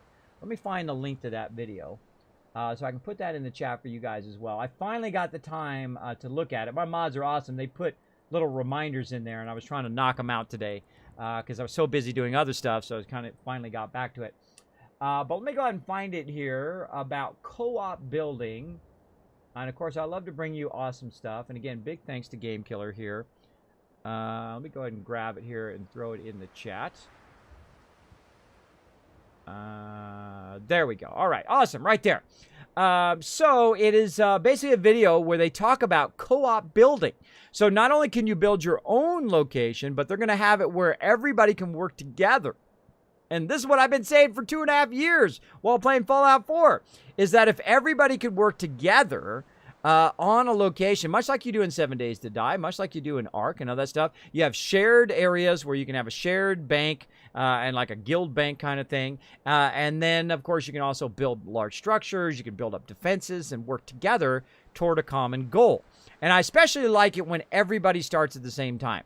When everybody starts at the same time, everybody has the same gear, everybody's roughly around the same level, that's when it's the funnest, right? Because otherwise you have that one guy who who says, well, you know, Kismet, I can do everything. I can build the defenses, and I can be the weapons guy, and I can be the armor guy, and I can do this, and I can build that, and I can do that thing. And the problem is it doesn't give other people in the group roles. So good tip for you, because I've been a guild leader for 16 years coming up in February. 16 years, one of the longest running gaming guilds that's been running, Kismet, the Kismet BP or Kismet Ring of Destiny, with over 800 members. We played WoW, we played Lord of the Rings Online, all the way back to Lineage. We played Guild Wars 2 and a whole bunch of other hosts of games together as a team. We've been playing a little bit of Warframe, which I got to get back to eventually. Super fun game, by the way. If you've not played Warframe, I highly recommend that as well. Super, super fun. But we love a good multiplayer game, and I especially like it when everybody can work together. Oh, we got to go get some steel. Hold on. We're going to go pop over to my bros at Diamond City. Let's go ahead and save. To my bros at Diamond City, and let's get some more steel. Let's get this baby rocking, man. We're rocking it now. We're rocking this build. So yeah. I love games where everybody starts together. Like 7 Days to Die is going to come up with Alpha 17. I am on the list, so we'll be playing that when that does drop. They're working on a lot of their graphics. It's taking a bit longer than they expected, but the second it drops, we'll be playing it here on stream. And of course, we'll all be starting at the same time. We're going to have up to 32 people live on the channel. Now, again, if you want to play 7 Days to Die with us, also let us know on the Discord. Let us know. I'll have my kind of elite crew that'll play with me first, and then we'll, of course, reset the server, and then everybody can come in and play as well. We'll have a fun time. Fun time. Oh, man, that's gonna be a very, very long stream. I can feel it already. We're going to be playing all night long. All night long. All night. All right, this is my buddy right here. Percy. Give me that. Now I'm just going to go straight for the steel here. I'm not going to buy everything like I usually do. Oh, he didn't have that much steel. That's okay. We're just going to go ahead and get that. And we're going to go ahead and forward time. Just to kind of speed this along a little bit. And get this going. Then we're also going to have you vote on what the next one is that you guys want me to build at. We'll make a list of them. So mods, get ready with that straw poll. And the ones we're going to choose from, we're doing the top ones right now. All the ones kind of up here. Right now we're doing Overland Station right here. We're going to do these bottom ones later on. But we're going to try to finish up these top ones here. So mods, the selection is Green Top Nursery, The Slog, Finch Farm, Croup Manor, or the Kingsport Lighthouse. Let's go ahead and put those in the list. So Finch Farm, Green Top Nursery, The Slog, Kingsport Lighthouse, and Croup Manor. There we go. And clip that, and then you'll have that list. Knock, knock, I'm Dippin' Dude. Welcome, welcome. Come on in, relax, take it easy. We're having a fun time tonight. Of course, building some epic stuff up in here. Let's forward time 1 more hour so our daytime vendors come out. We go ahead and talk to Myrna. Myrna with a bad attitude who does not serve sins. So yeah, we're going to be playing a whole lot of Fallout 76 in this channel, that's for sure. Hi, welcome to Chili's. Well, hey, I'll take some baby back ribs. Chili's, baby back ribs. Free advertisement for Chili's. Chili's actually really good, by the way. Have you ever been to Chili's? I've been to Chili's before. Very good. Very, very good. Very, very good. All right, talk to Myrna. Every piece in here is worth what I charge for it. No arguments. No arguments here. Give me that steel. All right, now again, she has a different inventory than Percy does. So when I go to her during the day, she has steel on top of it. And look, she got 4 shipments of steel. One of the most vendors with the most steel is Myrna here, and also Percy sometimes, who has 400 steel there. That is a lot of steel. That'll help us out in our current mega build. Thank you so much. Myrna, even though you got a bad attitude, I'll let you slide this one time. And back to Overland Station. We're going to finish our mega build, and then you guys are going to have a choice to choose the next one. Can you get your supply line connected to home plate? You can if you have the mod. There is an actual mod that will allow the supply line to go to home plate. And I think I actually have it installed. Can't remember if it's on my mod list or not. I'd look on there and see. But it's definitely there. It's definitely there on Nexus. I have seen it over there in the mod central. It's Rob for real, and thanks for hanging out on the channel. Always great to see you, man. Long time follower of the stream. Yeah. All right, so we're putting in lighting all around the outside here just to give it a little bit of flair. We're going to put some more Kismet kill boxes in. We're just doing some basic stuff right now. And we're going to get into the rest of it here. We're going to put down some water and whatnot here in a bit. I love to go back and forth on stuff here. Again, try to put some lighting in. Now, one of the cool things about putting lighting in, and this is when you're kind of walking up to the settlement and the settlement loads, you'll be able to see that kind of aura, very much like at the Diamond City. You'll see that aura of the actual settlement itself. And I find that to be really awesome. Especially since you got to think that that settlement was a big dumpster fire before you got there, right? It was very, very not built up, if you think about it. Now, right here, you can see we've added a wall, which I rarely ever do early in the game. Only later on do I kind of add this stuff. Well, I kind of feel like these should be up like this so we can see it from over the wall. There we go. There we go. That's better. We'll just go ahead, bring these up just a little. There we go. And we're going to go ahead and get that going. We got ourselves some moo-moos over here. Let's make sure they can see their food, of course. Very important. Not really. Not really, but there we go. I want to do a little RP, I guess it's important. There we go. Now this power is actually back chaining in both directions. It's actually chaining forward from over there, and then also is coming around from this side. So if any of these get knocked out, it'll still have power to most of them. See, we're going around this tree here. The last trader who came through was telling me about the ghoul farm, the one west of Salem. He said they've got a tarberry barn set up in an old. There we go. All right, so we got our lighting around the outside, and we can put lighting here on the inside too, but I think that's good enough.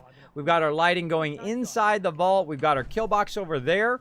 We're going to go ahead and set up another kill box over here. Now, I've already kind of explained how I did it last time, so I'm going to speed up a little bit here and get into the serious rockin' building and have some fun building out some stuff here. Now, of course, I can use the actual wall as my start point, and this one's going to need to be up just a little bit higher than the other one because, of course, we got this wall to defend our peeps here.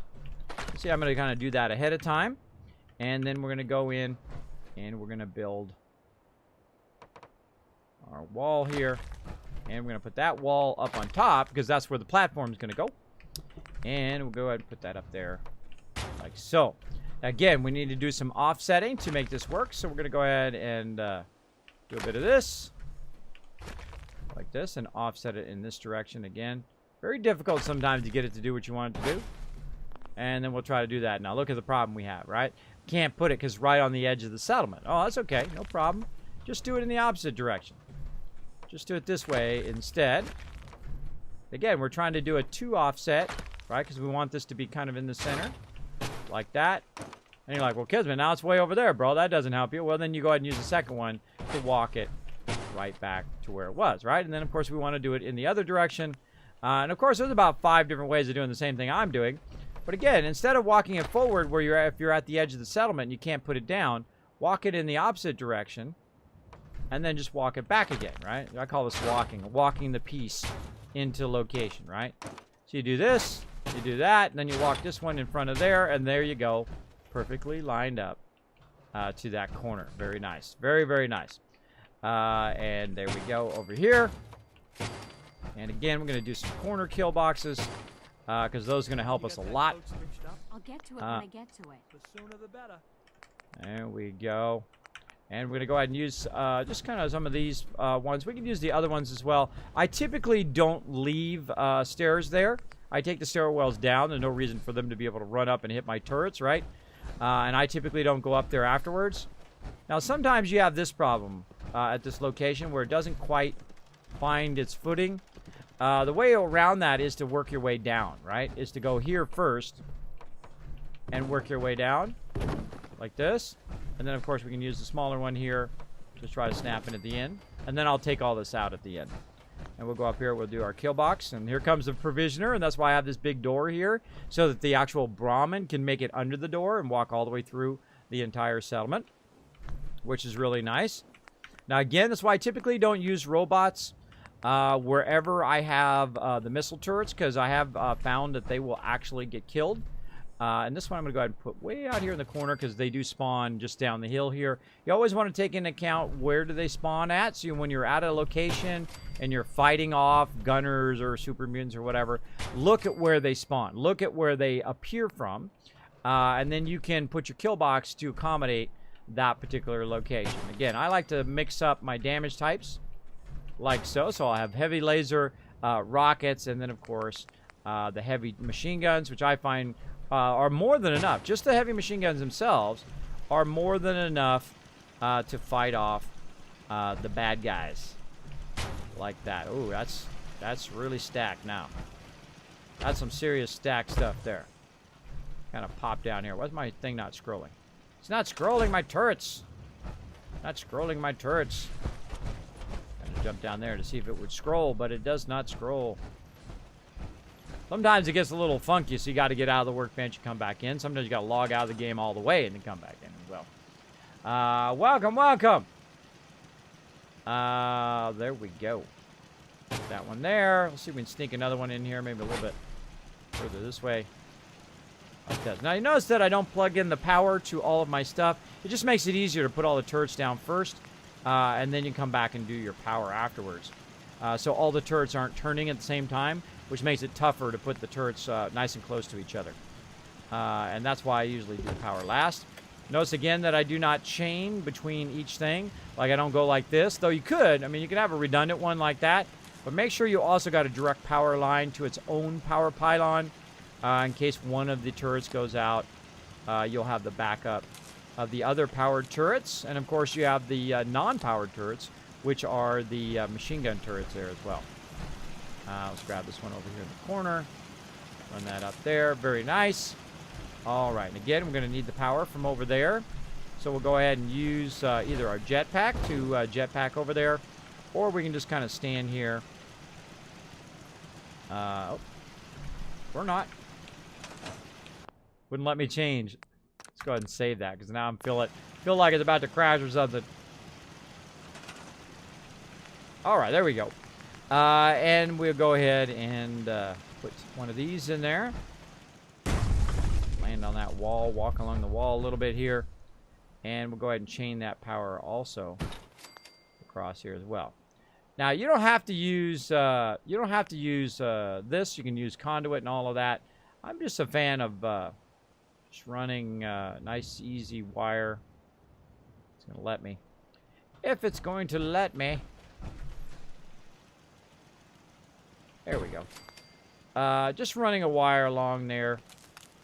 I find that's usually good enough for me. I don't have to have it with conduit and all that stuff. You know, like, Kismet, why don't you run it from down here? Well, if any of those get knocked out, I like these to be separate. Especially when you're doing your defenses. See if I can just grab that one and bring it back. Because especially when you're doing your defenses, you want to have it as easily not harmed, right? You don't want to get damaged. So they're probably not going to hit your power conduits up there because they're not going to be shooting at that, right? Unless somebody's standing in the doorway. But they're going to be shooting at your turrets itself. So if they knock one of the turrets out, that's fine. You've still got your power pole, which of course is powering the rest of them. You always need to think in that terms. If one of these got knocked out, would all the rest of it go off? And that's how I typically manage my power. Now, same thing over here. We want this to run from there, and we want it to run all the way to the corner here. Now, this one's not going to reach. It's definitely going to run out of space, right? That's way too far to go. So we need to, of course, get even closer. Yeah, that's why I use the jetpack a lot, so I can just kind of do that. So we need to get that even closer to this, and we probably will have to put one at the corner. But notice I'm just going to move it. Now that's connected, you just move it until it turns red. In this case, it'll be yellow because I'm in my power armor. Or it'll be green if it's okay to put it down. And we'll try it again. Probably will not reach. All right, see, a little too far. But that's okay. We'll go ahead and put in another pole, which we can chain it from. We'll make it nice and easy. Nice and easy mode. Right over here. on the corner, and notice I'll connect these first since I'm right here. Then I'll grab this and I'll walk down the stairs, and then I'll just look for this edge, and then I'm gonna go ahead and use my scroll wheel to try to connect that, and then the space bar. There we go. And then we should see the turrets start to turn. If they start to turn, then we know they are working, the power turrets, and then of course we can roll over them, use our settler menu as well, and that's good to go. That's an epic kill box right now. Again, they'll turn around also and fire down in this direction with people in here. So now we've got these two corners, which are the primary areas where they attack from. They attack from that side, they'll attack from down here, and they'll attack from this side. And the nice thing about putting it in this corner, right here on the edge of the base, right? Because here's the base, right? That this turret will fire very, very far away from the base. So if they're running up on the base, they're going to get absolutely smoked. If they're way back here, way back here, way back here, they're still going to get fired at from way over there, right? So when they're trying to hide in the bushes here and down here by the trees, because you've got it kind of offset in that corner, it's going to be much harder for them to hide because it's got a direct line of fire and they're out in the open and they're going to get annihilated. So it works fantastic. Hey, I'm back, Kismet. Welcome back, Nightshade. Welcome back. Great to see you. Great to see you in the chat. Tesco Price is coming in. Hello, I'm new here. How are you doing today? I am doing fantastic. Look at all the people saying hi to you in the chat. Welcome. Welcome, Tesco. You are most welcome here in my channel. I'm doing fantastic. We're doing a mega build today. We're doing a mega build at Overland Station. I'm going to let you guys choose where you want me to mega build next. We're building a vault at every single settlement. Some of them are mega vaults. Some of them are smaller vaults. We are building them up at every single settlement across the wasteland. We got about 2 more weeks before TwitchCon, and also before the beta of Fallout 76. So we're trying to get this playthrough done. We're trying to get a vault in every single location as well. And then we're going to play a lot of Fallout 76, I'm sure. I'm sure. And of course, some 7 Days to Die. Alpha 17 coming in. We're going to be playing some No Man's Sky later. We're also going to be playing some Final Fantasy Learn to Play later. I mean, I'm bringing lots of content to you guys. Lots and lots of content to the stream. There we go. All right, so we got that going on. We've got our kill box done up here. Now we can take down what I call my scaffolding, which is just temporary stuff that we use, like so. There we go. Nobody else needs to get up. Oh, Spectacle Island needs our help. They don't need our help. They don't need our help. I've got a mega vault over there. And the Kismet kill boxes. We don't need to help them, really. But if I go there, there's a higher chance that they're going to win. Well, actually, there's a chance they're going to win every single time, honestly. They're going to win every single time if I go there. And I absolutely love building. It's in Fallout, I would give Fallout 4 a 9 out of 10. Just because I took the 1 off, just because it could have probably been a little bit better RPG, I think. What's this? Over here? Nope, action's over on this side. Oh, look out! Oh, no! I think I hit my own settler. My bad. Let's hope my settlers don't aggro on me.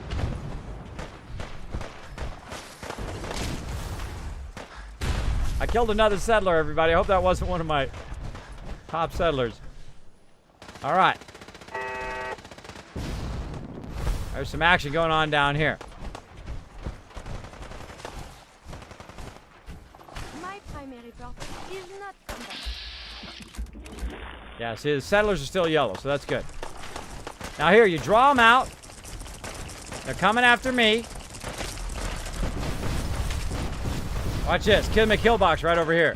I'm drawing them to the kill box. Now look, that kill box over there. Look how far it's firing. Hitting that legendary. Do your thing, kill box. I'll do nothing. I'm not going to fire. I'm going to put my weapon away. That's how much I believe in the Kismet kill box.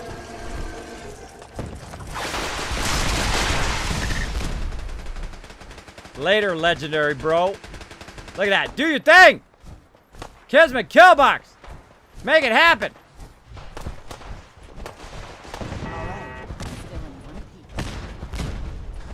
Nice. Still 1 more left. Now, what happens here at my mega settlement, as you can see, here at Spectacle Island, is sometimes they do get underneath there. But as you can see, my people did a great job. Of course, I think I accidentally killed a settler. That's okay, I'll get another one. Let's see, right over here. I was trying to shoot the other one. Oh no, it's my legendary vendor! Oh, we gotta reload that one. We gotta reload that one, I think. Or do we just go with it? Well, we know she's not a synth. Because she has synth component if she was. Oh, no! Oh, no, everybody. All right, let's see where we can reload to. Let's see. No, we don't have... I think we got a Kismet kill box in the corner there. Let's see. Well, let's go ahead and save this just in case. We'll see how many minutes it's been since I saved. I'm so bad about saving sometimes. I'm so bad. Let's hope it auto-saved. So, yeah, dead. About 4 minutes. All right. That is a legendary vendor that this is the only playthrough I've actually had that vendor actually work, and I accidentally killed her with my shotgun. So let's back up, and we'll get to see all that action again, by the way. Let's back up and see where we are. Oh, we got the kill box done. Oh, so we're fine. All the stuff we had done was fine. All right, we're good. We're good. So we can go ahead and keep on building. That Spectacle Island will probably come up again, and we'll go and help, or maybe it just did. I actually saved for once ahead of time. Yeah, oh man, I saved right before we went. Woo, that was close. Good, we get to see some more kill box action. Now, it does randomize, by the way, so this time we may get something different. But as you saw, the Kismet kill box does a phenomenal thing. You don't need all that other stuff. You don't need walls or traps or people standing at defense. Put those people to work for you. Put those people to work on food, for scavenging, and all that other stuff, because you just use a Kismet kill box and watch them get annihilated. I can't see nothing. All right, this time, don't use the explosive shotgun.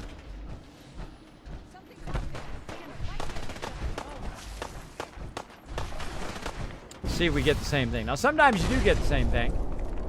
We'll see. Oh, yeah, I hear some Mirelurks.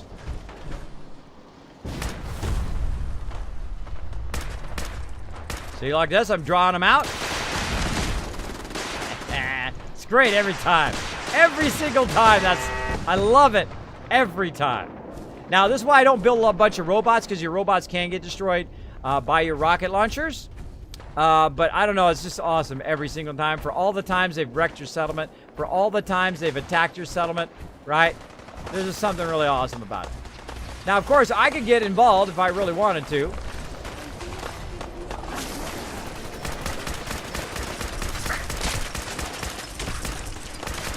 But I can also just drag them out over here, which I love to do. Kill box! Do your thing, bro. Now, what you want to do is sometimes just aggro. Shoot them once, and that'll aggro the kill box.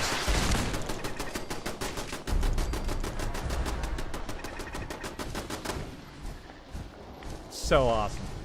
So awesome. Even I wouldn't go up against kill box. You gotta watch out. Yeah. So build a Kismet kill box at your next location. Oh, I got a legendary there. Let's check it out. What do we get? Was it apparel or was it... I didn't look at it quick enough. Let's see. What is it? Right here. Baseball bat of the Cavalier. Another legendary for our legendary museum. I don't know if we're going to have enough time to do the legendary museum, but we're going to try. There we go. Wipe that guy out. Bam! Of course, I'm rocking the Overseer's Guardian, my favorite weapon. There we go. Very nice. Everybody good? Nobody died this time from my accidental shooting. Everybody seems to be good. Of course, we had a big old storm through the whole middle of that. Now you got, hey, make yourself some serious Mirelurk stuff. Or Murloc for you WoW players.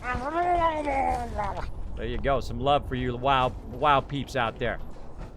And I did restore my 10-year-old pristine vanilla account. I actually had to go through and reset up my whole entire account and everything.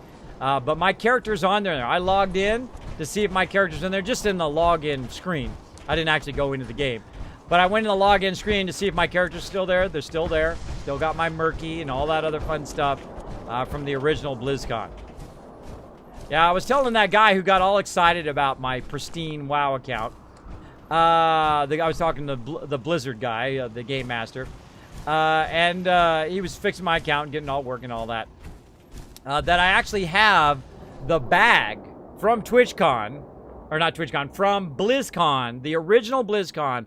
I have all the swag that you got from BlizzCon still in that bag. Pristine. From 10 years ago. In a box. Still have it somewhere in a box. I mean, I can literally take it out and I can just say, okay, look, this was at BlizzCon. This was at BlizzCon. One of these days, I might sell it. I might sell it on eBay or something for a huge fan who didn't get to go to BlizzCon 1. Reload for Riley, exactly. Totally reloaded. Hey, Kismet, gonna lurk. Real bad headache. No problem, Druso. Enjoy your lurking, man.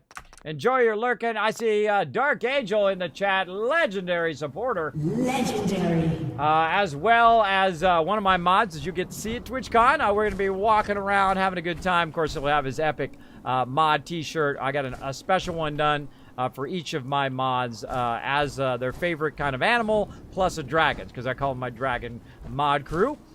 So they're going to be rocking that. That's going to be awesome. You're going to be able to find them in a crowd for sure. When you want us to post in chat, when I am ready. Probably can go ahead and post it now. Now, I want you guys to vote what you guys want me to build next, now that we're kind of finishing up this run. So we'll go ahead and save. Finishing up this this build.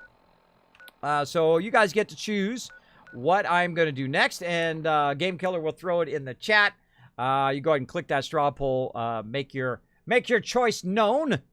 And then we'll do that one next. And we're trying to basically, we switch back and forth, by the way. We'll do some building, then we'll go do some questing, we'll get into some battles, we'll defend the settlements, we do that kind of stuff.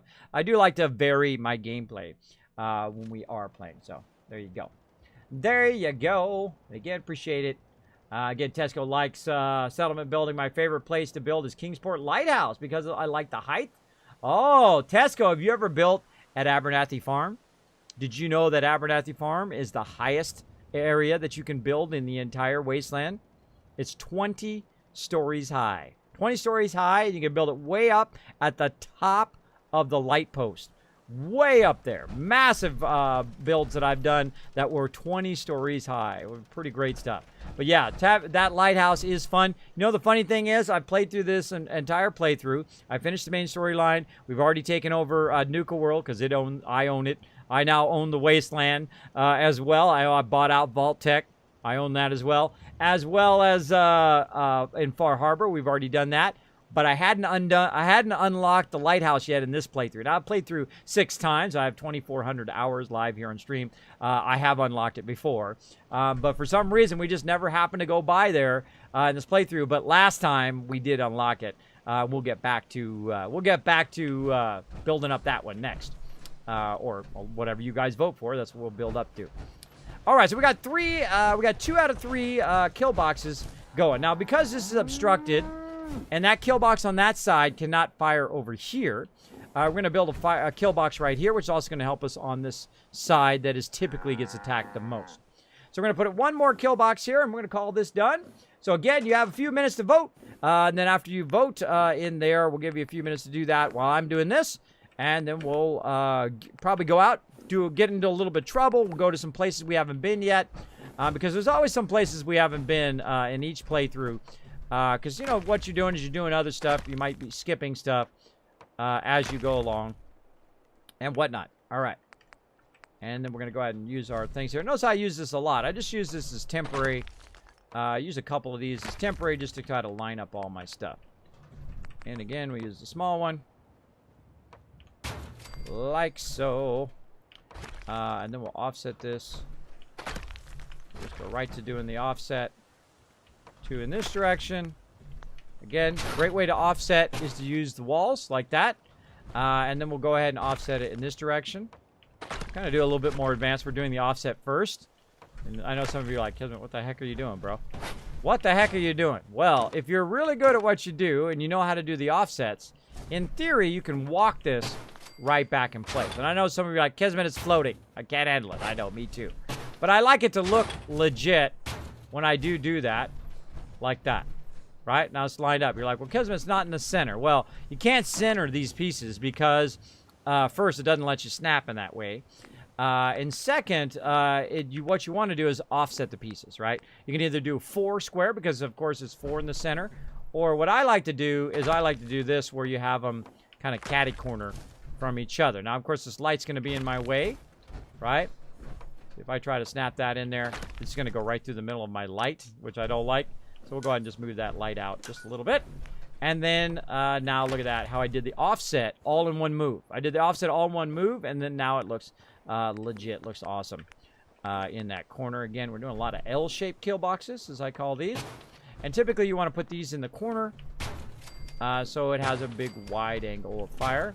Typically I go 3 and 3 or 2 and 3 or 2 and 2 or 3 and 3 on the sides. And again, we'll go back to our stairwells that we had from before that we stored in the workbench so we don't have to waste any materials. And we'll go ahead and just, like I say, I'll way up there. Now, I could just fly up there because I have my jetpack on. But I do like to walk up there, too, because it just makes it easier and a bit more stable going up and down to put your kill box in. All right. And we're going into turrets. Again, notice how I always start with the rocket turrets because those are typically the ones I put at the end. Sometimes I put the heavy lasers at the end. But I want this one to have a nice angle both inside and outside so it can fire underneath, right? So it can fire down underneath and also fire very, very close to the edge. So you can see that it can fire straight down along the edge of your wall edge. So that's why I kind of put them out on the edge of the thing like that. And the same thing here, a little heavy in that direction. And then another heavy laser. That nice and close there. And this one I'm going to go ahead and put in the center. And then when I come back from my heavy turrets, again, the reason why I put them in the center so that it has it easier to fire back into the vault itself or back into the settlement a bit easier. Now again, it doesn't matter which way you turn these. You can turn it this way, you can turn it the other way. It doesn't really matter because they will turn and fire in all directions. There we go. There we go. Good to go. And again, we'll put in our power. We'll run our power over here. And we should be good. And that'll be done. That'll be mega build done. Now, there is one more thing we need to do. Well, the outside of mega build done. There's one more thing we need to do, and that's go through and finish all of our basic stuff, like beds and food and water and all of that. Usually I do that at the end. I do supports at the end. That kind of stuff, very late in what I'm doing. We also need to assign people to food and water and all of that. We'll get that going. Now, this particular one, I could run it around there, or I could literally just run it to a light down here. Very low chance that this light's going to get destroyed, right? Very, very low chance. But if you think it might get destroyed, you know what you do? Just double ping it in, right? Double attach it. All right, well, that one's a little too close. Try this second one here. That one's a little too close also. Let's very diligently grab that. There we go. So double attach it because it no longer uses copper. Like at the very beginning of Fallout 4, it used a lot of copper. A lot of copper does. So again, don't forget to vote right there in the chat, everybody. Make your voice known. Be interactive in the chat. Back me up. Back me up with that interactivity. All right, let's go. Let's go.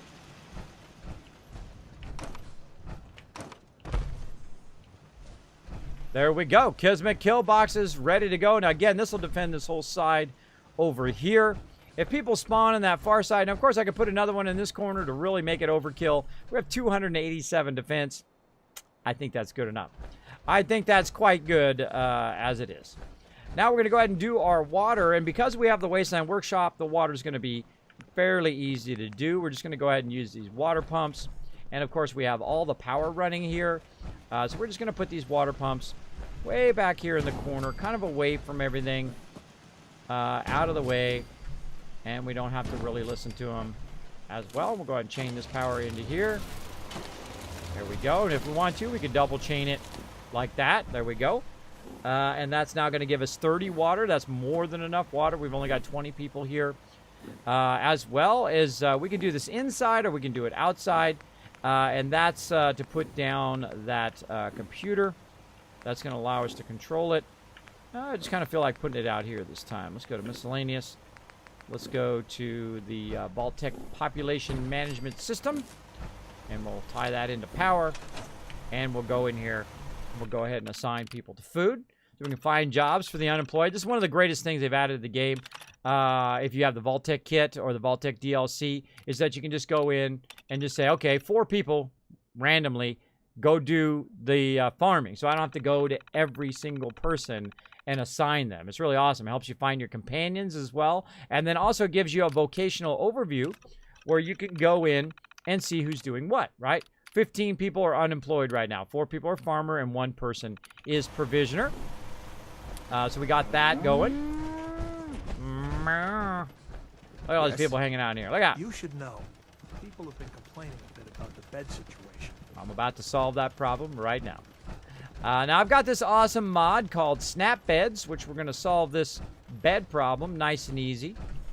There's some sort of lip blocking there. See, whenever I'm walking along and I see that I have a problem, then that means, see right there, for some reason when you put the door in right here, they have a real issue trying to get up over that door. So I will actually take it out, so there's no issue for them to be able to walk in and out of the settlement. All right, so we're going to go ahead and put in just our basic stuff. This is pretty easy. You're just going in, doing bed frames here with snap beds. Again, if you want to see all the mods that I'm running, I have a massive mod list, and I've updated it for all your guys' suggestions as well, where you can go ahead and find it, not only what it does, but also a link directly to Nexus, which is the mod place, where you can go ahead and download it and try it for yourself as well. Try it in your next playthrough. There we go. Some at the end there. Put these here. Now, one of the problems here is the fact that it's going to be blocking. So, if I try to rotate it, though, it tries to snap. All right, so maybe this. Just a little bit closer. Now, here's how you tell if it's going to work. You walk in between there. If you can walk in between there, they can walk in between there. There we go. Nice. This side, same thing. A little bit close. Try to get it in the center. It's a little awkward because it does snap, but it is called snap beds. So what do you expect? Right, what do you expect? It's called snap beds. Again, we'll try to get in there. Oh, can't quite get in there. Try that. Nope. Have to nudge this one over just a bit. There we go. Using the mouse, by the way, there. I picked it up and just kind of rotated my mouse like that. Made it a little bit easier. And over here, yep, can get through. Nice. All right. And I'm not sure we have enough cloth for the mattresses, but we'll go ahead and get it going on. Let's go ahead and do these middle ones first. Now, sometimes a little awkward. You want to kind of back up a little bit to get it going. Like this. Now, you're probably thinking to yourself, Kismet, do those actually work? Do they actually go in the actual bunks? The upper bunks and the lower bunks? They sure do. They sure do. They'll go into both bunks. Absolutely. Absolutely. And you'll see them do it eventually. I always find this top bunk to be awkward. I don't know what it is about that top bunk that really doesn't want to snap. I don't know. See if we can just move this one up there. Nope. That was a little awkward because of the thing in the corner there. I might be able to just move that out in the hallway right there. Alright, so we'll move that out of there. Obstructing our bed, if I can get it. Go over here. There we go. Move that out of there, and we'll just move it to the hallway here, which will also project wireless power in here to light it up, which is why that was there in the first place. Let's see if it lets us do it now. There we go. Yeah, so we had an obstruction causing that not to work. All right, we got 17 beds. We've got 20 people, so we do need some more beds. So we'll go in here. We'll do the same thing in here. And these people, of course, going to be in a nice overseer's office. So we'll put them as the, like, leaders of the vault, I guess. And we could really embellish this, by the way. We could go in. We could put in tables and desks and and really get into it and put little Nuka-Colas up on the shelves and all that stuff. I'm going to leave that to you guys. Leave that to you guys to go in there and really make it super detailed. I typically just build at a certain level. There we go. So we got 23 beds. That's more than enough. And we are out of cloth, so we have to buy some more cloth for the next one. But there we go. So we got 20 people, 24 food, more than enough.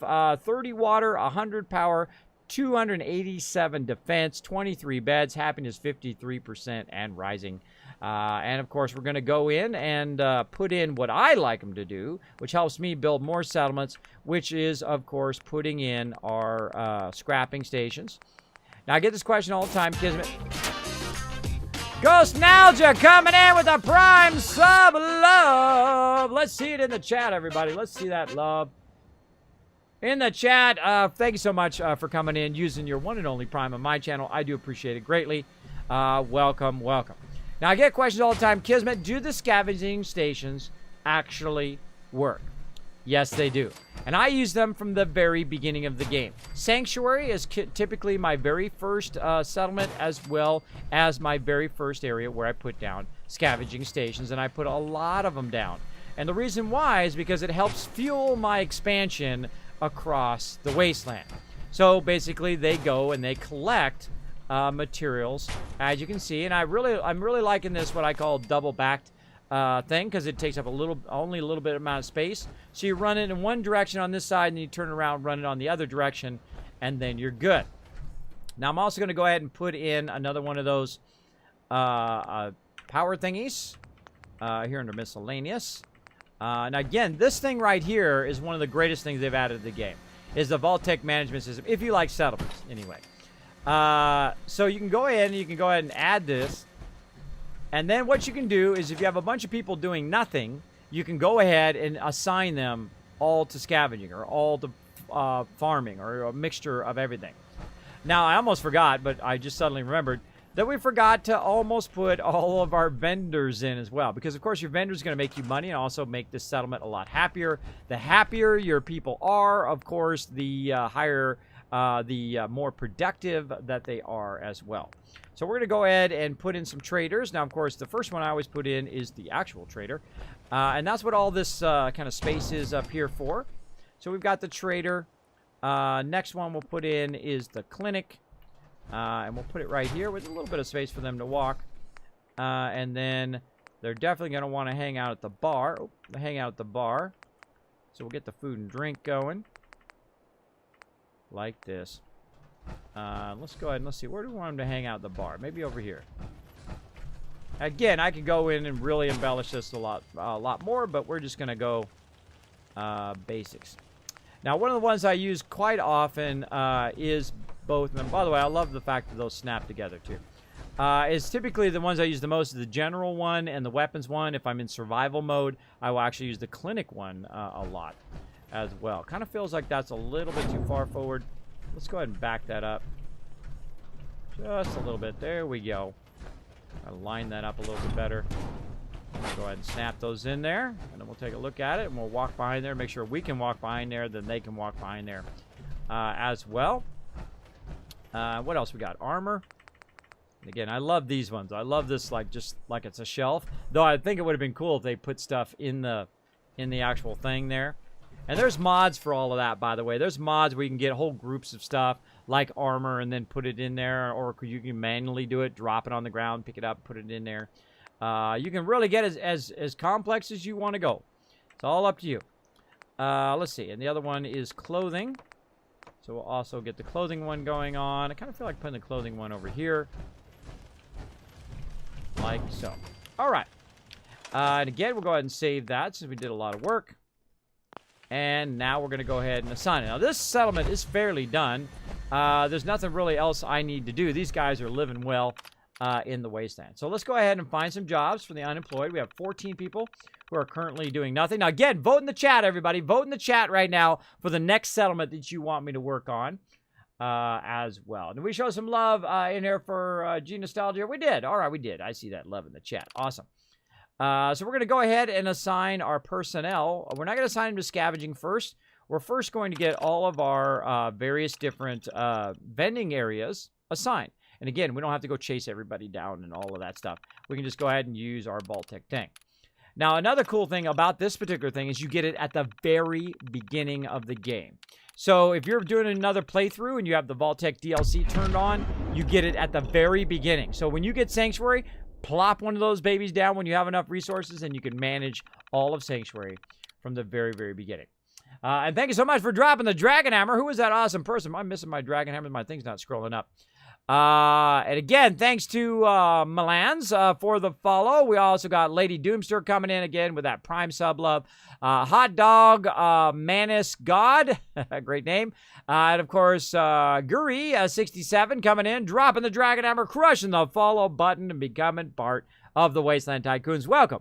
Welcome. Come on in. Relax. Take it easy. Go ahead and grab a Nuka-Cola out of the fridge. Relax in our epic lounge. Feel free to hang out at the Beacon of the Wasteland over there at Norhagen Beach. Free medical care. They got a dance floor over there. Of course, they got a restaurant. A whole bunch of epic stuff over there. Feel free. It's free. Courtesy of the Wasteland Tycoon. Let's go. Find some more jobs for unemployed. Let's do it. At the clothing store. All right. Now, this is what I call the Kismet checklist, where you go through and you make sure that you have a little bit of everything at every single location. So you got all your vendors going. You got all the food going. You got, of course, your artillery, which actually we need to do. You got your artillery going. You got a little bit of all the things that you need at every single vault to really expand the network of your settlements. If you're a big builder like me. And I love to build, and I can't wait to see the new building system. I hope they've greatly improved it, especially the snapping and all of that, and how well the kits work together. Hopefully they worked a lot on that, and if they didn't, believe me, I'll be giving them lots of feedback on that as well. What? Just Alcor coming in, bringing that 5th sub love for tonight with a sub level 8 Prime love. Thank you so much. Massive supporter of the stream, by the way. Show Just Alcor some love in the chat.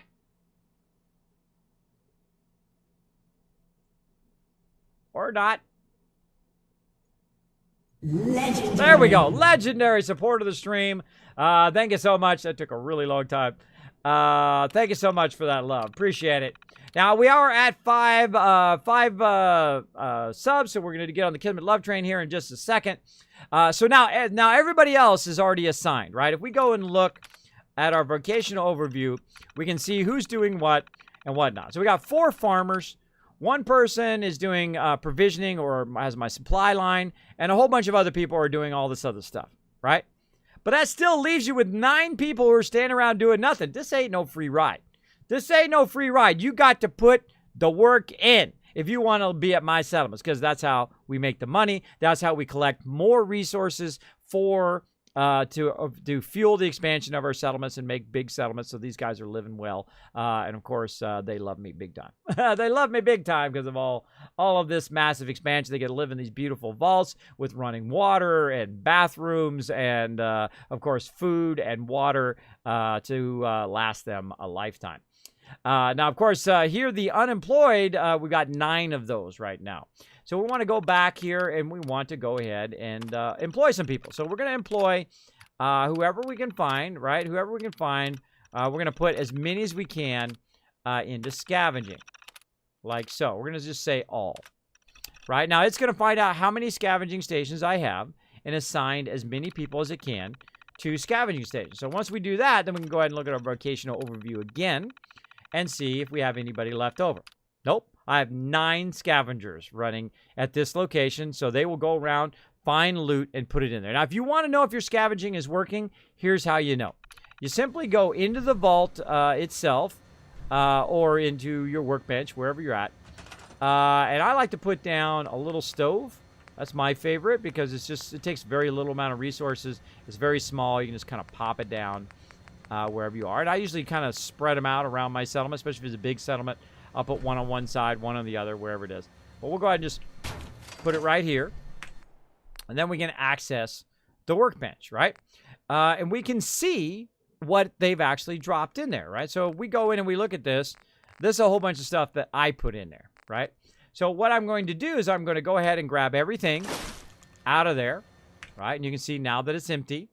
And then I'll come back later and we'll see what they've collected on their own. Of course, they're going to make me bottle caps in there. They're also going to collect any extra purified water is going to go in there. Any extra food's going to go in there, and as well as all the scavenging they're going to do.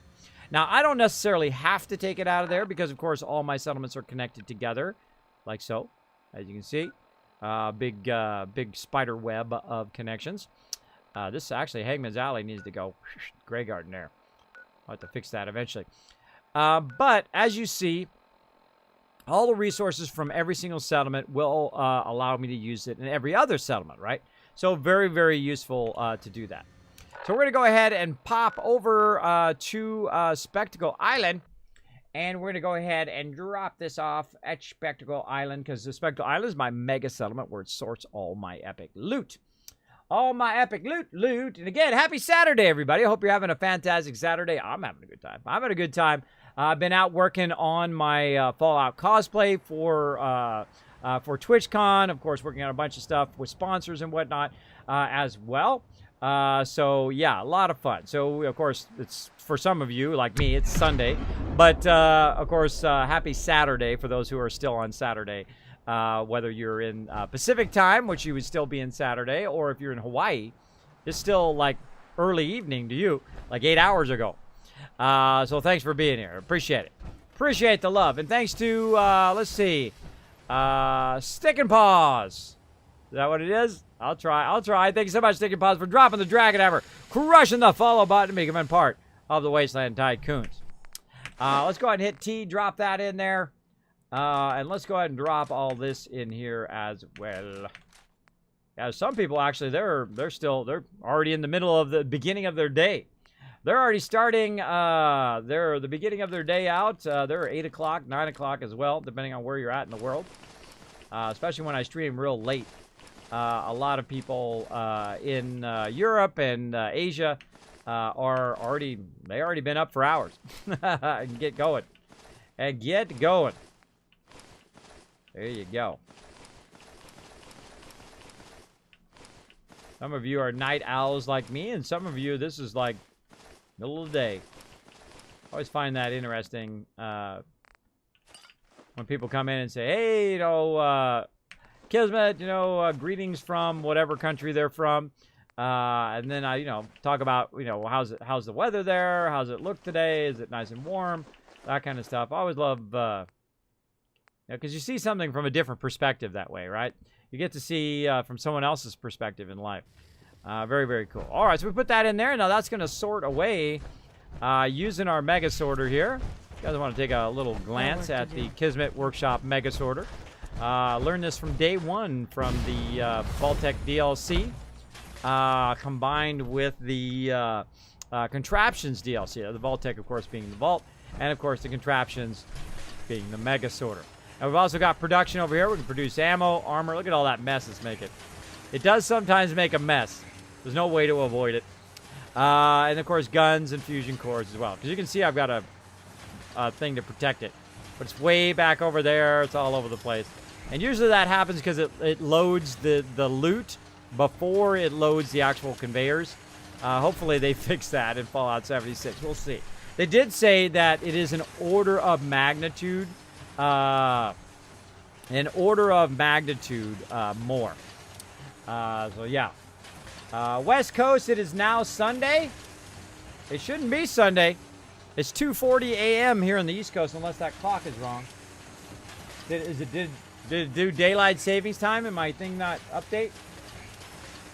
Because it's 3 hours earlier in California. I know, because I grew up in California. So it's 3 hours earlier, so it would be 11:40 right now. 11:40 in California. Clock is wrong. There you go. Yeah, that's okay. That's okay. No problem. Yeah, 11:40. Yeah, on the best coast, says Ro. There you go. There you go. She'll try to convince Ro to come to TwitchCon. You're already out there, Ro. Drive up to San Jose and hang out with us, man. Hang out with us at TwitchCon. We'll have a fun time. There we go. All right, so that's the Mega Sorter. We got that going. All right, one last chance to vote, everybody. Maz, let's throw it in the chat one more time. Give everybody one last chance to vote for the next settlement I'm going to do. We're going to go ahead and get it started a little bit. And then, of course, we're going to play some No Man's Sky. And then we're going to, of course, do some Learn to Play. Going to play some Final Fantasy up in here.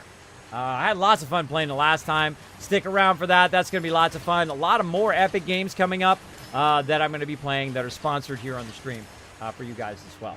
So, again, one last chance. Let's throw it in the chat. There it is in the chat. Go ahead and click that link. Go to that straw poll. Let's get it going. You're in Oregon and don't drive. Yeah, I can't drive more than an hour now, which really sucks with my medical conditions. Otherwise, I'd be driving to all of these events like PAX South and PAX West and PAX East. And I'd be going to... I really wanted to go to South Carolina or North Carolina or wherever it was. Or West Virginia. There we go, West Virginia. Because they had stuff all over the place, right? All these different locations. And I would have liked to driven to Boston, of course, to go where the actual locations of Fallout 4. I had this really awesome guy tweet me to come to Boston to see the actual places for Fallout 4. I would have loved to do that. But there was no way I could drive. So there we go. TwitchCon is an 8-hour drive for me. I've driven a long ways. I've driven to Vegas many, many times. I've driven from LA to San Diego, LA, all the way up to San Francisco for like 16 years in a row. And it's a nice drive when you're young and you can drive that long. Very, very nice. But hey, take a flight then, Ro. Take a flight. Meet us down there. We'll have some fun. And of course, you guys, if you guys are going to be at TwitchCon, now I'll be streaming live from TwitchCon on Saturday, tentatively. We never know. They might move me around. But you can. We're going to have a meetup at the Streamer Zone. We're going to be giving out epic stuff to you guys as well. If you are at TwitchCon, please stop by. Please stop by. Of course, when it gets closer, I will, of course, post it when when it's finalized. I, of course, post it on the Twitter, on the Discord, and, of course, here on the stream as well, down below in the panels, and also talk about it live here on the stream. All right, we got that done. So let's see. What are we looking at? What are you looking at here in the results? What are we looking at? Oh, it's very heavy Croup Manor right now. Oh, not a lot of votes, though. We need some serious votes over there. It can be swung any way right now. Super close. Super close. Go hit that straw poll. Let's see what we get. Hey, Cryptic King, right here at the right time. Maybe he could be the tiebreaker. Put that straw poll in again, Game Killer, for Cryptic King. Let's see where he wants me to build. He might be a tiebreaker. He might cause a tie. He might uncause the tie. We'll see. Vote here for where you want me to build next. We just finished our build at Overland Station, so we'll save.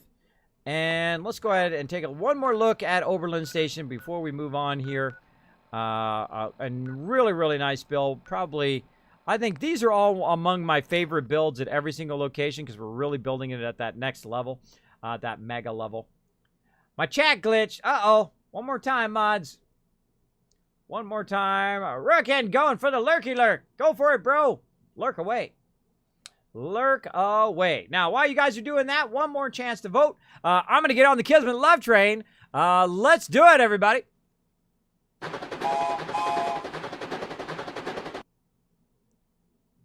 It's time for the Kismet Love Train. Now, if you've never been in my chat before, if you've never seen the channel before, this is where we take your guys' love, we amplify it, and we send it out all over Twitch by throwing your favorite emotes from your favorite streamers right there in the chat. I don't care if you use other people's emotes in my stream. What do I care? I think that's the greatest thing ever. Throw them right in there. Show your support for all these epic people right up here. Of course, we got a Dancing Dragon taking the Love and Train. Of course, Just Out Car coming in. G Nostalgia, Lady Doomstar, a bit slippy, and of course, Encelius coming in with that sub love, keeping this stream going, allowing me to bring you epic stuff here in the stream. Thank you so much. Go, Dragon, go! Do that dragon dance.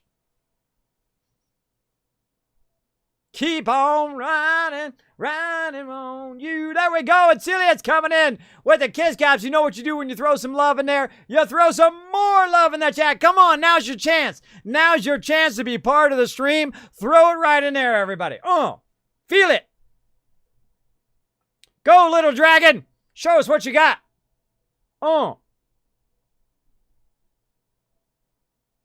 Now, funny thing is, right there, Croup Manor's getting attacked.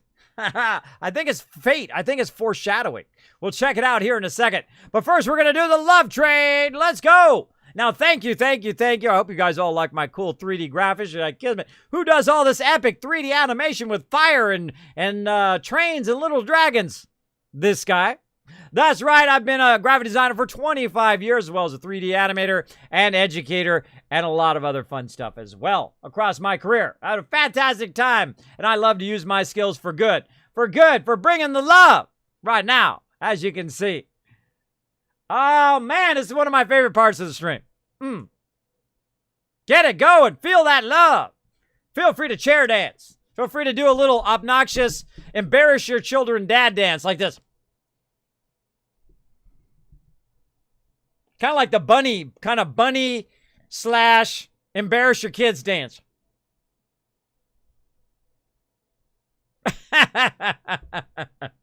I don't get embarrassed anymore. I'm past the age where I get embarrassed. My kids get embarrassed so easy. I guess it's so embarrassed so easy. They don't realize that what other people think doesn't matter. It's how you think about yourself. It's how you think about yourself. If that's the only thing that matters. You like what you like. If you like games, play some games. If you're an artist, you like to draw, go draw. If you have certain type of music that you like to listen to that type of music, because you know what? It's your life. They're your choices. You only get so many minutes in life. Do what you love to do every single day, as I'm doing right this moment. So thanks for being here, everybody. Thanks for showing that love and getting on the Kismet love train. Appreciate it big time. That was a good one, man. You guys crushed it. You guys crushed it big time. Nice. All right, let's get back to it. And we're going to see the foreshadowing here of Croup Manor, which is funny.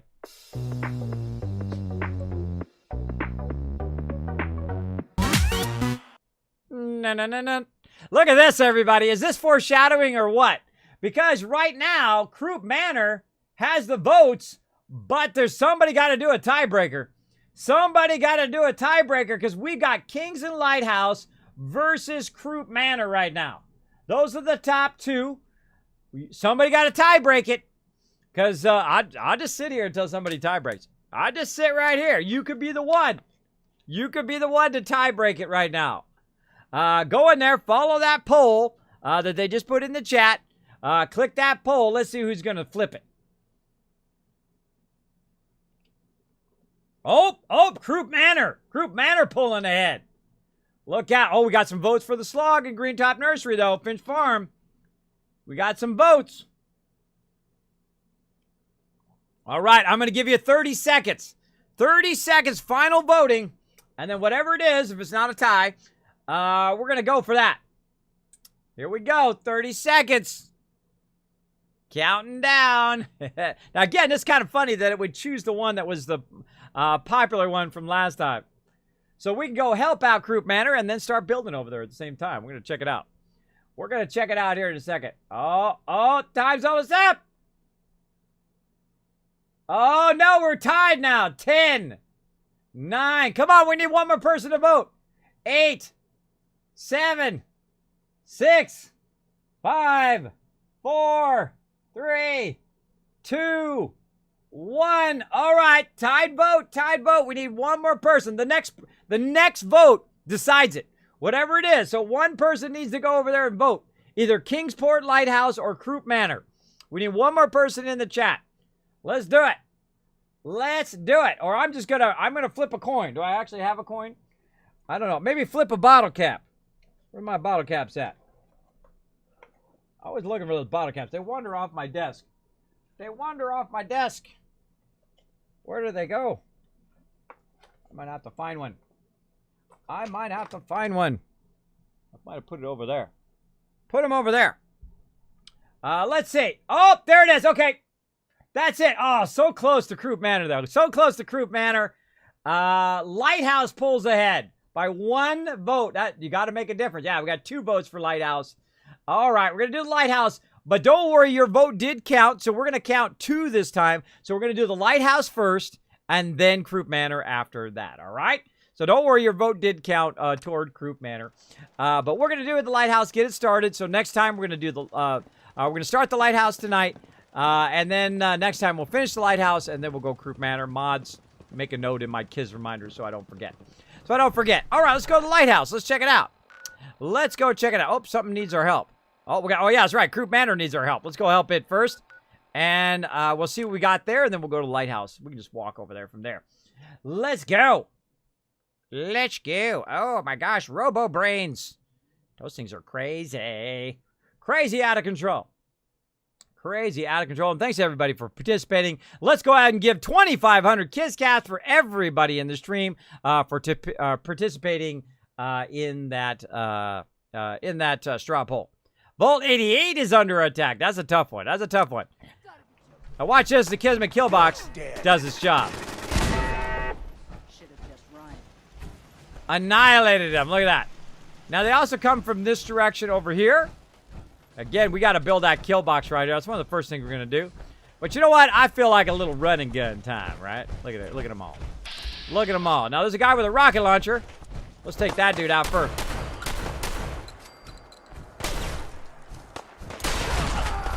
Got that sucker.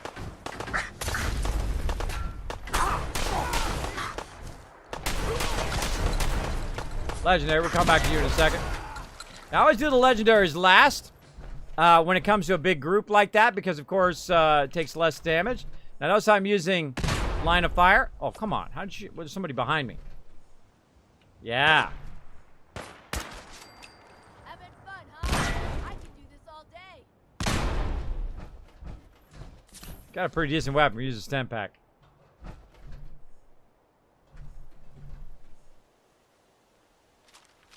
I'm feeling radiation weapon. Let's do it. Reload. Now again, you want to use line of sight until you're ready. You want to crouch because you do more damage. And then we'll just have some fun with some bats here as well. Now right now I don't have any criticals built up, so the best thing to do is to go for the highest thing, right? In this case, the arm. Got that critical. And there we go. Now I have a bunch of perks that give me extra criticals as well. There we go. Help remove manner. Always watch for that. Make sure it's done. And then right over here. Oh, look at that gauze rifle. Nice.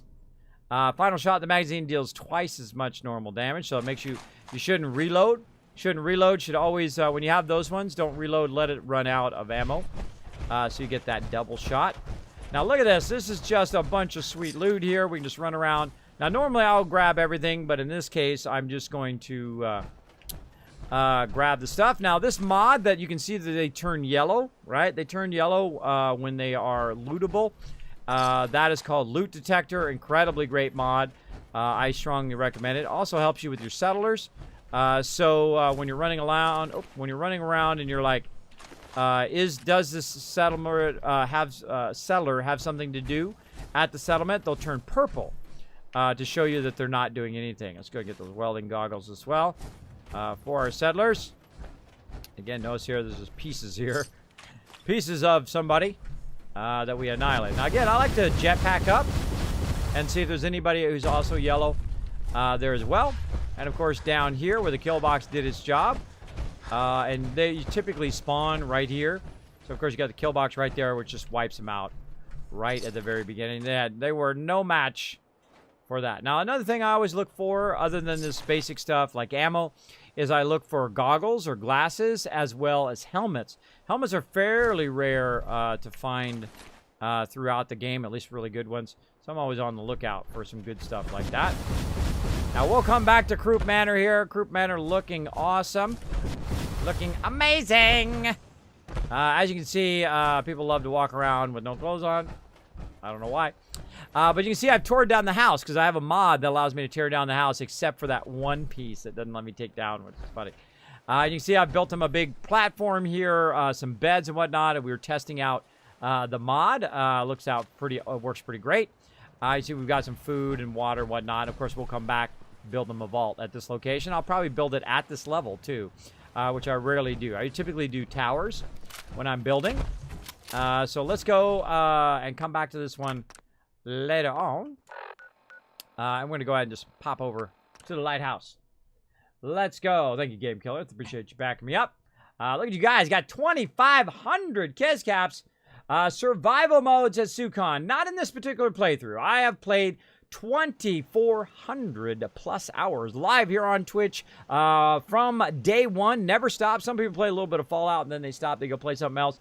I played Fallout since day one. I played all the Fallout, by the way, since they came out. I've probably seen Fallout before most of you because I did work for a company whose client was Interplay. So when I saw Fallout come out, boy, I played that one a lot. I probably played that 10 times as much as I played Fallout 4, and I played this a lot. This is my 6th playthrough. My first playthrough was in normal mode. I never play easy modes. And typically I'll play through once in normal mode to get a feel for the game. Hey, what's up? To get a feel for the game. And then what I'll do from there is... hold on, I hear some action. What you guys doing over here? See, whenever you see them up above, that means there's somebody around in that area. Let's get up here and check it out.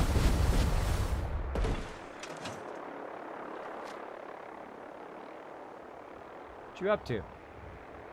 Now, sometimes, by the way, those are not vertibirds for the Brotherhood. In this case, it is. Be watching out. Sometimes the vertibirds are for somebody else. I'm not going to tell you who. But watch out for that. Watch out for that. So they're coming in. Obviously, there's somebody they're going to fight against here. Now, it's not me because they're yellow. They'd be red if it was against me. But they're dropping some brothers down in the Brotherhood. And they're securing this area over here. Very nice. Go do your things, bro. And usually, if you follow them, they're headed toward trouble. They're headed toward something. Very cool. All right, so you can see we've already kind of started a little settlement here at the lighthouse. You can see that we've got some mute fruit down. We've already scavenged and scrapped everything. We've already cleared all the bad guys, and we went over there and cleared all those bad guys over that way. You can see I've just got what I call a basic build. Now, I don't typically build up areas until they have a good amount of people. What's up, lady?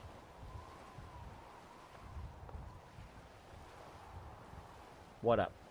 And you can see that we have enough food, right? We have six food and we have 5 people. Now, typically I wait till about 10, 15, 20 people, but you guys asked for it, so we're going to build here at the lighthouse. Now, if it was me, I would like to tear this entire house down because it doesn't do me any good because I can't actually repair the house. Now, if I could repair the house, which they may have in Fallout 76, and they're going to have a co-op building.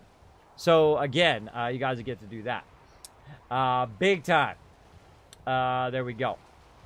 Probably know you could target that piece with a console and use mod Zippos minus 1,000. Absolutely, Sukan. I can go into consoles and do a whole bunch of stuff. I typically don't use the console. I don't shortcut. I don't cheat. I don't glitch. I don't do any of that, but I still make millions of caps in this game, and that's why they call me the Wasteland Tycoon. So again, play through in normal mode, getting back to what I was saying before. Then I went through and I said, this is just getting too easy. I didn't even bother finishing the game. I was like, you know what? This is too easy. Let's go play survival mode. So I went straight to survival mode, played it through in survival mode. It was very fun, very tough in the very beginning. Got to learn to use your companions a bit more, a little bit more battle tactics in there. And of course, they now call that the old survival mode because, of course, they came out with some more DLC. They came out with the new survival mode, which I played through in that as well. So we started over yet again after we were done with that playthrough. The old survival playthrough, we finished it in the railroad line, and then we started a new playthrough. And then we played that through in the new survival mode, and of course we played with some of the DLC as it came out, and we crushed that, and of course finished it on the Brotherhood line. Very, very fun. And then we did another playthrough, and we played that in the new survival mode, of course the hardest mode in the game, and we did it in melee mode. That's right, melee mode. So the hardest mode in the game, the hardest way you can play the game. Of course, no mods, only DLC in those playthroughs. This is my first mod playthrough here, my 6th playthrough. We played that through, and we crushed that playthrough, by the way. We crushed it. Destroyed it. It took a long time, though, because in Melee and also in Survival, you can't quick travel. You can't do any of that stuff as well. So we crushed that one. Of course, I've even played in VR with the HTC Vive. Fallout 4 VR when the Pridwin's coming in and all the vertibirds are flying over, all in 3D. Oh, man, that's awesome. Really, really awesome. Hey, Crazy. And of course, this is our 6th playthrough, very first modded playthrough. We're using mods that only enhance the game, that do not give us an advantage. Like 4K textures, the ability to tear stuff down, like houses and things like that, increasing the build limit as well. Of course, you want to crash your game and really corrupt your saves. Increasing the build limit is one of those things that can cause that. We're also using another amazing mod called Sim Settlements. We have that running off at Sanctuary right now, where you just put the plots down and they just build it themselves. One of my favorite mods of all time. Incredibly, incredibly good. As well as we're using other kind of building mods where we have different workbenches and stuff like that. And fun stuff that we can put down. So we're going to get started here. Again, I've already scavenged everything. We've already got it going on. And we're building a vault at every single location across the wasteland. So the first thing I do before I start to build, and I build at 3 different levels. I have a basic build, which is basically what this is, right? You put down some sleeping bags, you put down some mute fruit, you put down some basic water, right, to get them going. Maybe a little bit of defense. As you can see, we've got 40 defense. We've got the kill box going.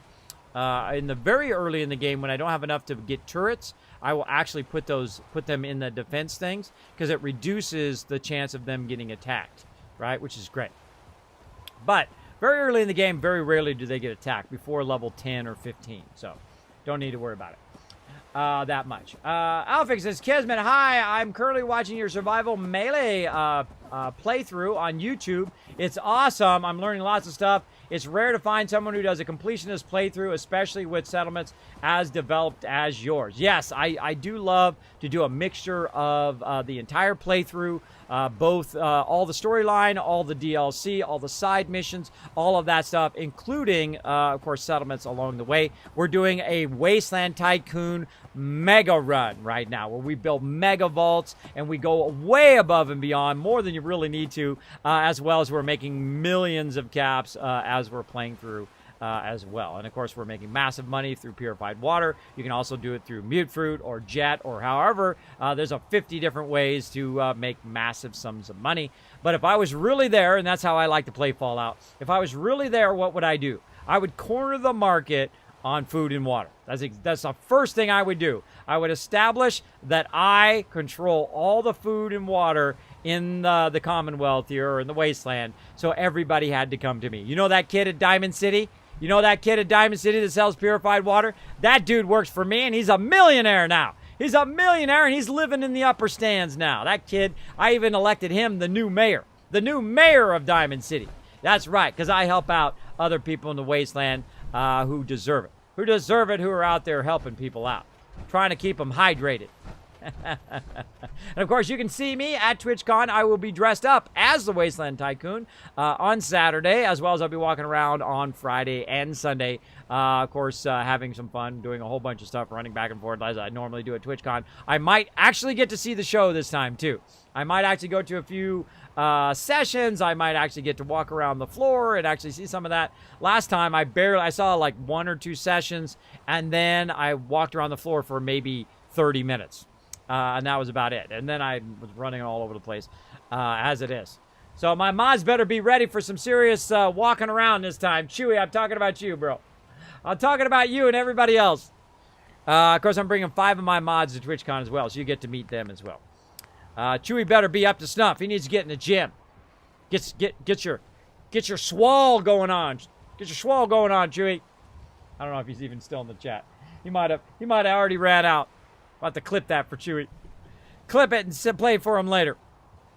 All right, and we're going to go ahead and build up here. Now, again, we're building a vault at every location. So the first thing I typically do when I go to build another settlement or upgrade the settlement is I take out everything I had there from before.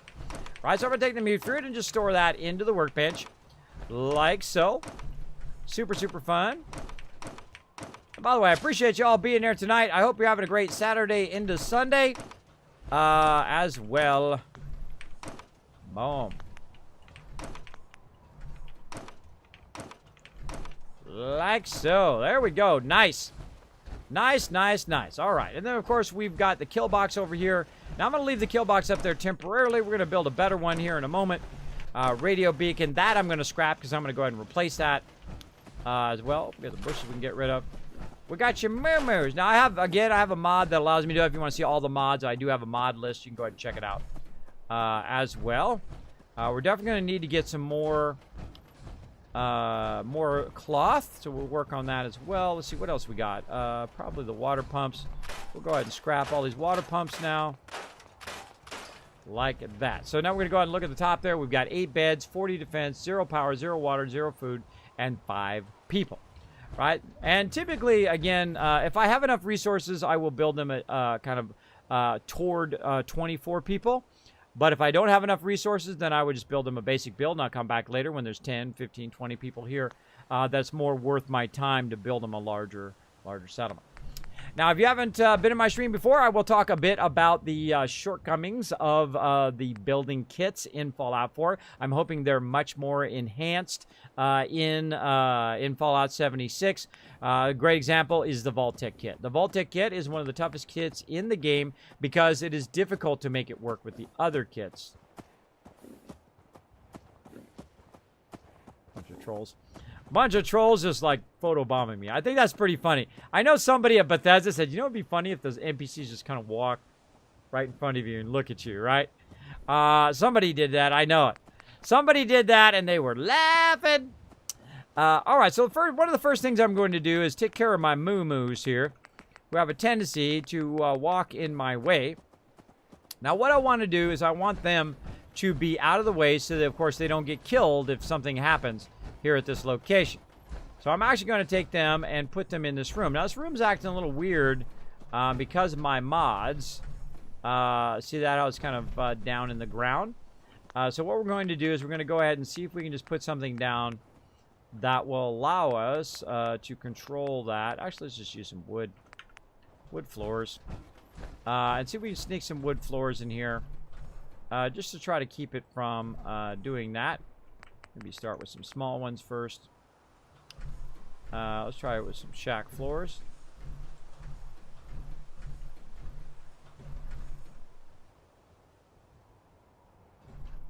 Also trying to line it up the best I can. And looks like we're only going to get one in there. That's okay. That's okay. And then we'll go ahead and use our lower floor.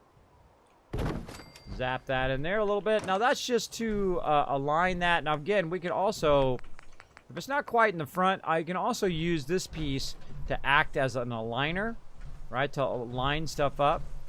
Like if you want it to be more this way, and you can use it to snap it, right? If it's acting funny, you can use it to snap it in like that. Maybe you can try to snap it over here on this side. I can also offset it if I want to. But if I just do that, if I take this out and just do this, it's going to go underground like that, see? Which is not what I want. But that's good enough. That's good enough for what I need. I just need a place to put this trough thing down so that my cows will actually be inside, like so. And we'll try to put it in the center. Now, if I really want to protect them, I could go to the next level, and that's to go in and actually put some walls around the windows out here. So eventually you'll see the cows will be inside there. So we're going to go ahead and just put some walls in here just to protect them getting shot through the window. You probably want to do this wall first. Like so. I'm working on it. Moos are like, hurry up, Kismet. Put those defenses in. I don't want to get shot while I'm eating out of my trough. You might be thinking, Kismet, why do you call them moo-moos? Well, they got 2 heads. They're 2 cows in one, so they're moo-moos, as opposed to just a moo. Right? They're 2 moo-moos. They're double moos, a.k.a. Brahmins. There we go.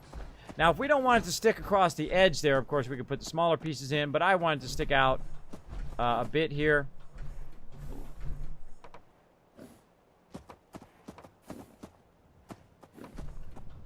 See how that, and then of course while you're building, even the cows come in and troll you, right? They're all trying to troll you to block you. Like that. Looking pretty good. Now if you don't want this to float, of course you can come back and hit E, then hold down E, and then scroll up and down to kind of settle it into the ground so it doesn't look like it's floating. All right, then maybe something like that. And again, we can also, like we did in our other settlements, we can go ahead and just put this a little bit higher to prevent them from shooting over the top of it. All right, they might be at a higher level. Maybe they'll be up on a hill edge and be firing down. Do as well. Way up, but what's up? Hello there. Hello, hello. The 2 cow. Exactly. The double moo. The double moo. Yeah. Yeah. Well, yeah, I have actually all of my streams up on YouTube. That's right. Every single one since I started recording them. So you can see this entire playthrough from the very beginning. If you want, you can see exactly how I started, how I got started making 5,000 to 10,000 bottle caps by level 5 or level 10. No cheating, no shortcutting. I don't need mods. I can do it in vanilla. I can do it on PS4 or on Xbox, and so can you. You could be a Wasteland Tycoon as well, making millions of caps, going out there, ruling the Wasteland, making it a better place for everyone, or just make lots of money and then terrorize the Wasteland. Sure, game, you can do whatever you want. You do whatever you feel like doing. Now, again, we can go ahead and insulate this, and I like to do this. I like to insulate it at least against random rockets or shots that people will do. Let's go ahead and use a smaller one. So it doesn't go through the windows and hit whoever's inside the thing here. Got another one there and whatnot. Very easy to do because you can just butt it up against the window.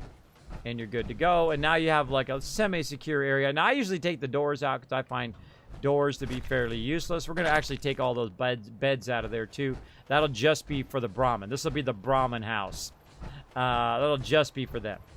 Now we need to think about the lighthouse. But the first thing we want to do before we get too far is figure out the height level of the settlements. Now I happen to know by heart all of the height levels of all of the settlements. You should be an architect. I did study architecture. I did. That's what I wanted to be when I was young, as well as a graphic designer. So I studied architecture. I took drafting and planning. I made cool little buildings out of balsa wood and all that kind of fun stuff. And that's what gives me an advantage also when it comes to building, is I can visualize that stuff in my head. But I actually went on to become a graphic designer. Which I had a lot of fun. I worked off from the top companies in the world. Did that for 25 years. Was incredibly fun. But yes, I did study architecture. I do know how to do 3D animation. Like you can see, my dragon hammer that just dropped there. Thank you so much for dropping the dragon hammer, crushing that follow button, becoming part of the Wasteland Tycoons. Great example is one of the fly-throughs I did, mostly architectural fly-throughs. I did was for the Anaheim Convention Center when they were expanding themselves back in the day, right before the first BlizzCon, by the way. I did a mile square, so I did the Marriott, and if you've ever been to the Anaheim Convention Center, you know there's a Marriott there and a Hilton right across from each other, and of course all the landscaping, and you flew inside the actual convention center and had all the tables spinning up and all its kind of really advanced 3D animation to help people visualize what the new convention center was going to be like after it was renovated. And that's typically why we do it. What is this game called? Is it fun? It's called Fallout 4, and yes, it's super fun to the point of I have gotten so much value out of my money I've spent on a game. And that's what I try to do for you guys, right? I try to figure a way of helping you guys when you're trying to play and you might be getting frustrated with the kits and try to make them work. How to go in and get the most out of your money, right? I don't care what game you're playing. Like, we're going to play No Man's Sky next. Then we're going to play some Final Fantasy. We're going to have some fun tonight as well. But right now, we're doing a bit of Lighthouse build. So very fun. So right now, we're trying to figure out what the height limit is of this particular location. So I'm going to start from here. Now, we could start down there, and then we could count it even more. But I'm going to start from this upper level. So right now, we've got 1, 2, and then 3, right? So 3 levels. Let's keep going. 4, 5, and I do this at every location, so I know what the level is. Oh, Norhagen Beach. Oh, we got some places we got to help. Norhagen Beach, the beacon of the Wasteland. You should see that build. That build is 6 stories high. The largest build I've ever done in the game. It is massive. We'll help those guys in a second. 1, 2, 3, 4, 5. I lost count. 5, 6. Now, right there. Now, you don't really know if that's the maximum until this happens. Until it knocks you out of the workbench. Then you know that's the maximum height.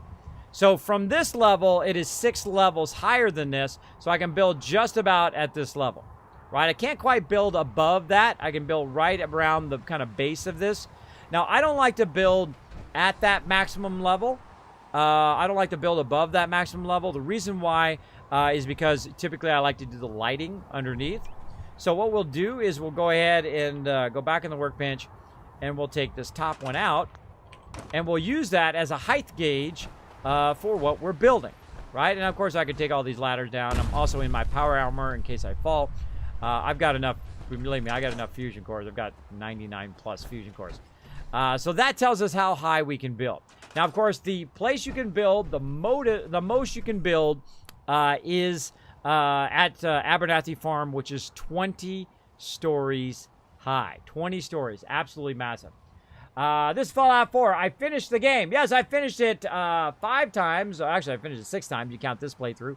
I played over 2,400 hours live here on stream on Fallout 4. Since day one, I'm the OG. I'm the original. I played all of the Fallout series, by the way, all the way back to the original one, and probably saw it before any of you because I did work for a company whose client was Interplay. So I got to see the packaging, I got to see the game, and I played the heck out of it. I always love Fallout, the entire series as well.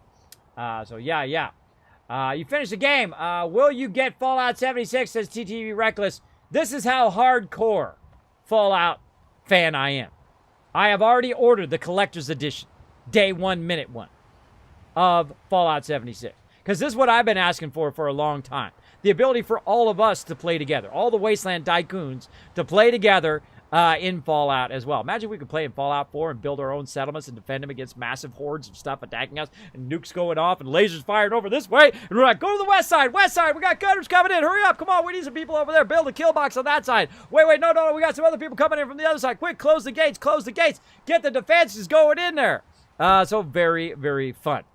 So yes, I did buy the collector's edition for Fallout 76, and I even went one further, and I bought the Xbox Fallout 76 Collector's Edition, early edition that I get to pick up on October 15th, which comes with Fallout 76. I think it comes with the Tricentennial option. That's how hardcore. Now, I'm also going to be streaming live from TwitchCon. They weren't able to set up the Xbox to do the beta at TwitchCon, but that's okay. We'll be playing some Fallout 4, and we'll get you prepped for Fallout 76, because of course I'll be able to play it in beta for a few days before I go to TwitchCon. And while I'm at TwitchCon, I of course will give you all my best tips on getting prepared for Fallout 76 and what to do and how to get back and maybe get back into Fallout, get back into the rhythm of modifying your stuff and building up your settlements and doing all that stuff. You know, we're going to have an amazing October. It's going to be fantastic. I'm bringing you lots of loot up in here as well. I'm going to be doing tons of giveaways. I'm going to be giving away Fallout 76, so make sure to be here. I'm going to be giving away cash, t-shirts, real-life loot, massive amount of stuff here in the stream. So I suggest hit the follow button for sure if you like free loot. If you want to, of course, get more Kiz Caps, which is, of course, the more you hang out in the stream, the more of that monetary reward that you earn, which gives you a bigger chance of winning those giveaways. Of course, I like to reward my loyal peeps, though I have seen people come in, pay 1 ticket, never been in my stream before, pay 1 ticket and win lots and lots of stuff here in my stream.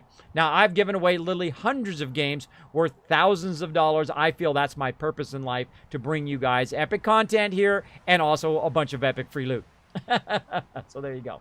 When is the beta released? October 23rd for Xbox when it's coming out. And then for PS4 and PC is going to be October 30th, which is about 1 week later is the beta, right? So that's the beta, and of course they will tell you exactly what times the beta is going to be, most likely during the day, like 12 noon to 4 o'clock or whatever it is, in little segments.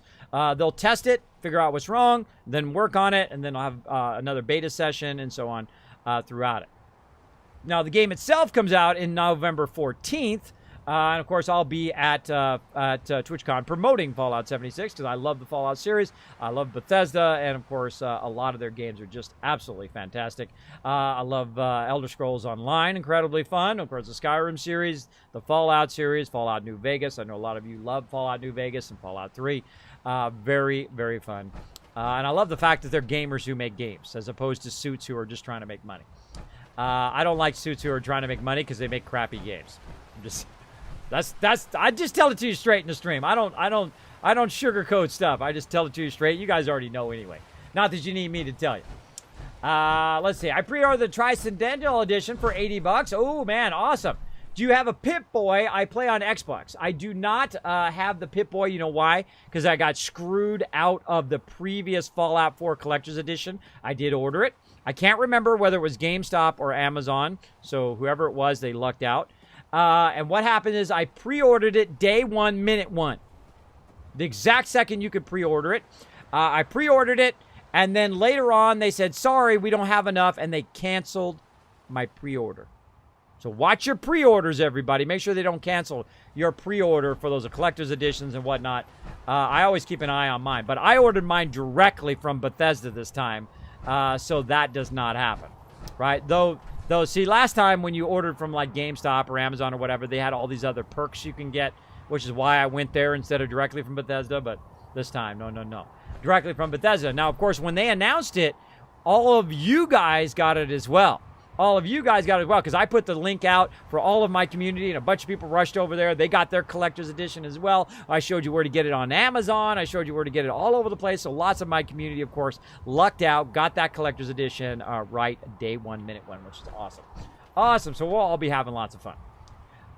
When they are selling more Fallout 76 Power Armor editions, I seriously doubt before launch, Robert Ford. I wish I could find some more. We did find some in the UK. I don't know if they have any of those left, but we did have some links to the ones in the UK. But at Bethesda, at Amazon, at GameStop, they're all sold out of the Power Armor Edition. I think it's worth it just for the helmet. Now, if you're a cosplayer, you know that helmet is worth $200 right there, easy. Easy. If you paid somebody to make you that helmet, it would cost you $200 minimum.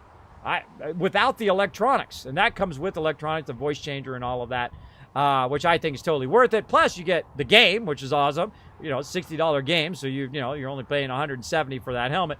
And then, of course, you've got all the other stuff: the glow-in-the-dark map, the bag, and all that other fun stuff. That was an instant buy. Once I saw the helmet, I knew that was an instant worth it collector's edition, which is good because sometimes in the collector's edition, little chintzy, some other people other than Bethesda. Bethesda does a pretty decent job of their collector's edition, which is what I really like. Okay, so we got that going. We've got to figure out what we're going to build at this location. Now, I always start when I'm building a vault and decide whether I want to put it on the ground, whether I want it to be a tower. Well, of course, we want it to be a tower, and we want it to wrap around our main feature here, which, of course, is the lighthouse.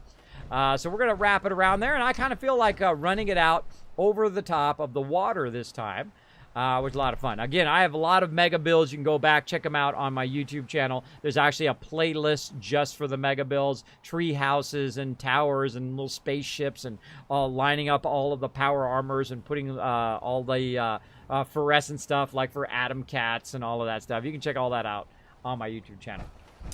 Your birthday is October 29th. Awesome. Awesome. There we go. Drew says that helmet is worth without the electronics. If made by cosplay, it would be about $1,000. I know it'd be expensive. I think just out the gate, that alone is totally worth it. Now, I'm sure after the release, there's going to be somebody who comes out with it. It is a capitalist system, and I kind of go back and forth whether it's okay to buy that and then resell it on Amazon and resell it on eBay. If you're selling one, I can understand it, right? You bought yours and you don't feel like playing, you're going to sell it instead. But if you buy 50 of them and 50 people don't get to get the collector's edition because you bought them all out and then we're reselling them, I think that's not cool. I think that's not cool personally. But hey, it's a capitalist system, so you kind of have to go with the good and the bad, right? And some people do that. They'll buy them all out, and they're like, you know what, I'm going to buy 50 copies of it and then sell it for 5 times as much on eBay because they'll be that guy. That guy who will buy it, they bought it for, $100 and they're selling it for $600. But that's our system, so I got to kind of live with it. But, of course, this time they did the nice thing, and they said 1 per person, though they always get around that. But at least it gave me a chance to get one this time before they sold out. All right, so we're going to build some scaffolding up here. So I'm just going to build some basic stairwells as high as it'll let me go. Oh, wait a minute. Much higher. Going this way. All right, top. Ah, wait a minute. See what happened there? See how that's different in this direction than it is in the other direction? That's why you always want to double check it. Always want to double check it. So it does let us build up here at this level in this direction. All right, so again, take the top one out, and now we've tested it here. I kind of feel like we should build it just underneath, right? Just underneath is a really fun place to build. So now we have to think about how are the settlers going to get into the vault, right? And I'm going to actually use this as the entrance to the vault. So they have to walk up the stairwell to get in the vault itself, which I think is going to be super fun. So how can we start there and actually connect it to the vault itself? So the first thing we can do, just use our jetpack to get up here. And we're going to build a little bit of a ladder right here. Now notice that it doesn't work, right? You got to kind of fuddle with it to get it right and get it lined up. Very windy up here. Turn that down just a little bit. Very windy. Are you using mods in this playthrough? Yes, TV Reckless. This is my first modded playthrough.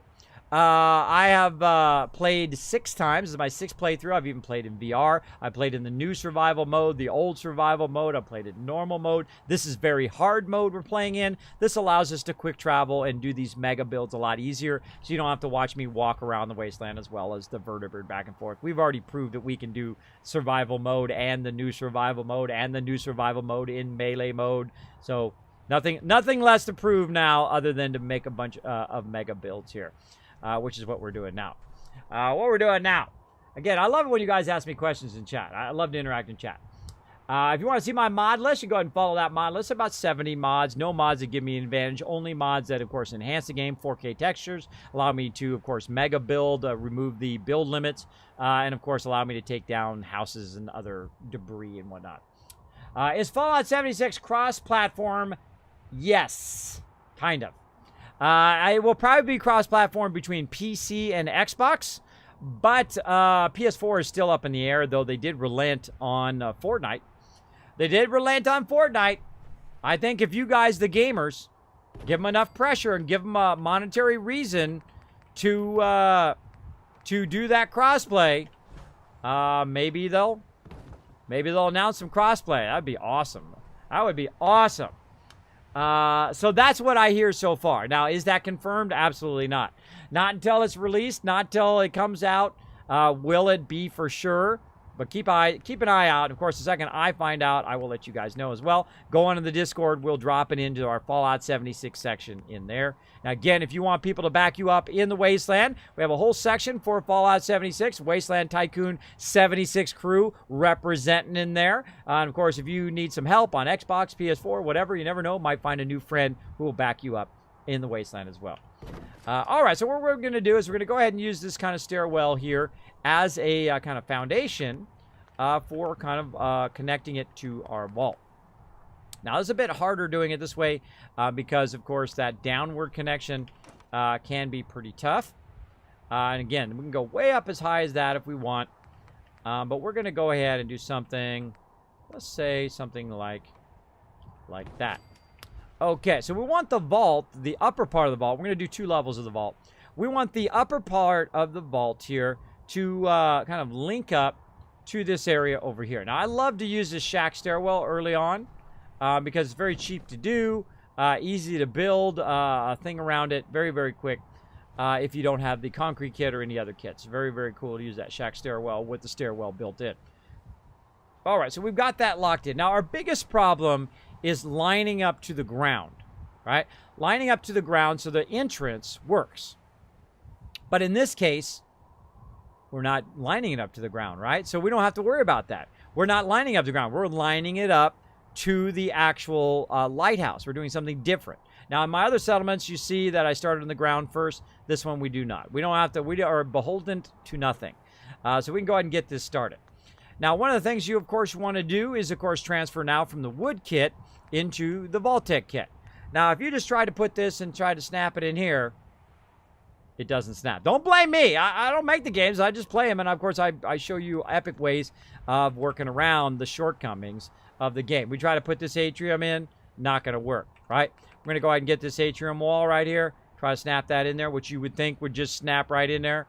Hopefully they fix that in Fallout 76, that all the various different kits fit together. We'll see. We'll see. But if we go to this one, the atrium floor, aha! We have found the great universal piece that helps you connect a lot of kits together. Now, does it connect to everything? No. Does it connect to most things?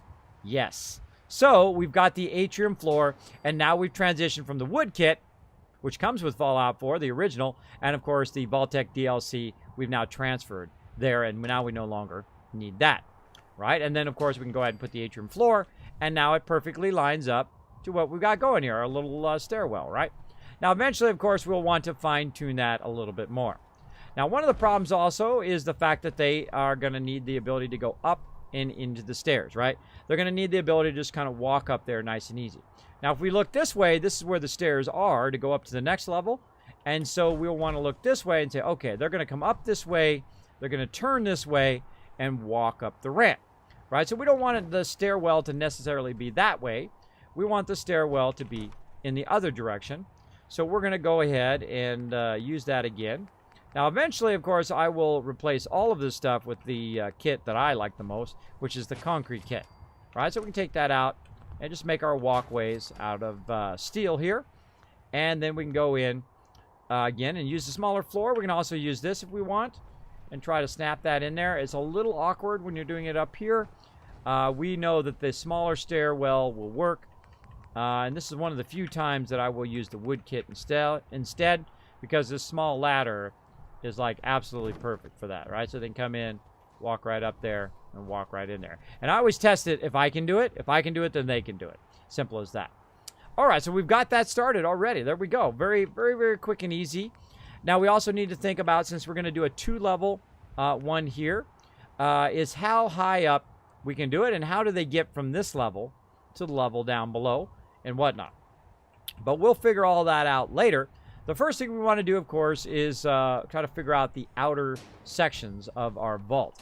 So I'm going to literally just kind of start building in this direction. All right, now I'm going to use all these atrium floors later. I can always scrap them later as well. So I'm going to go ahead as far as I can in this direction. There we go. There's the edge of the settlement right there, and that shows us how much we can build out this way. Right, so there we go. And we're kind of red there, so we can't build there because it goes at an angle. So we're going to go here. Aha, we can build there. So can we build here? Yes, very nice. Can't build there.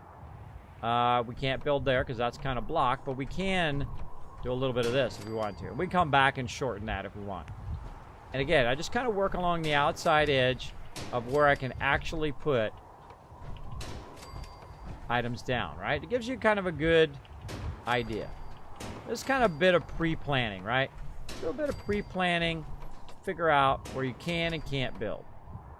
And we could probably put smaller pieces in there to really fine-tune it if we wanted to. But you get the idea. You get the idea. Just kind of fine-tuning, and now we can see where we can build, right? So we can't really build in this direction too far. I would love to build out really far in that direction. But the other direction we can build is this direction, right here. Kind of out where this area is in that way, right? Oh, Vault 88 defended itself. Oh, we forgot about our vaults that need help. Hold on, let's save. Let's save. I subbed on YouTube. Well, thank you, TV Reckless. On behalf of your sub on YouTube, let's give 1,000 Kiz Caps to everybody in channel right now. So, of course, they can win those epic giveaways. Now, again, host the channel.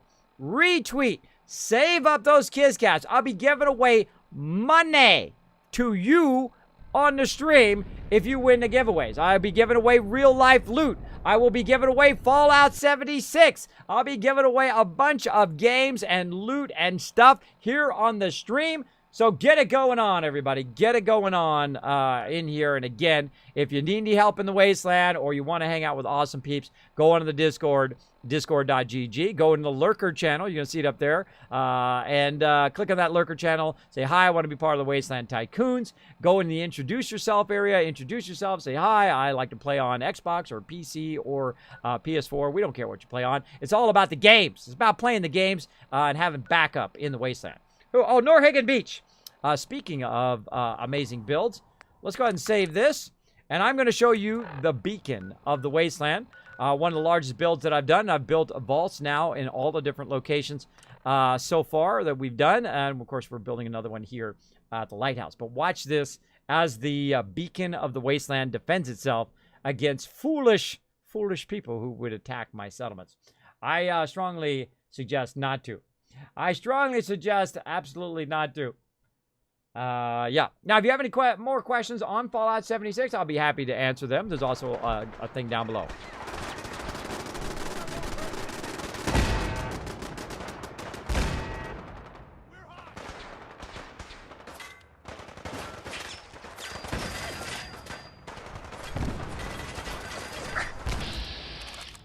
Oh, look at you, Gunner. Actually, let's go for the torso. Again, we're going for the higher range so we can build up that critical. There it is. Wow, dude can take a hit. All right, now I got another critical because of my various perks. Going for the headshot now. Bye-bye. Yeah, it's good to kind of mix those together. Now, this guy's down right here. Now, I could take him out very easily. And he rocketed my kill box. If they rocket your kill box, just fly down here. Like so. And, of course, you can repair. Do your thing, bro.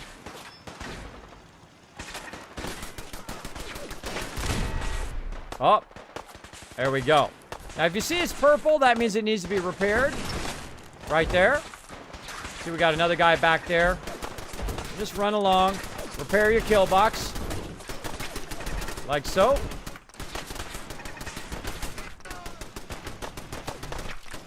There we go.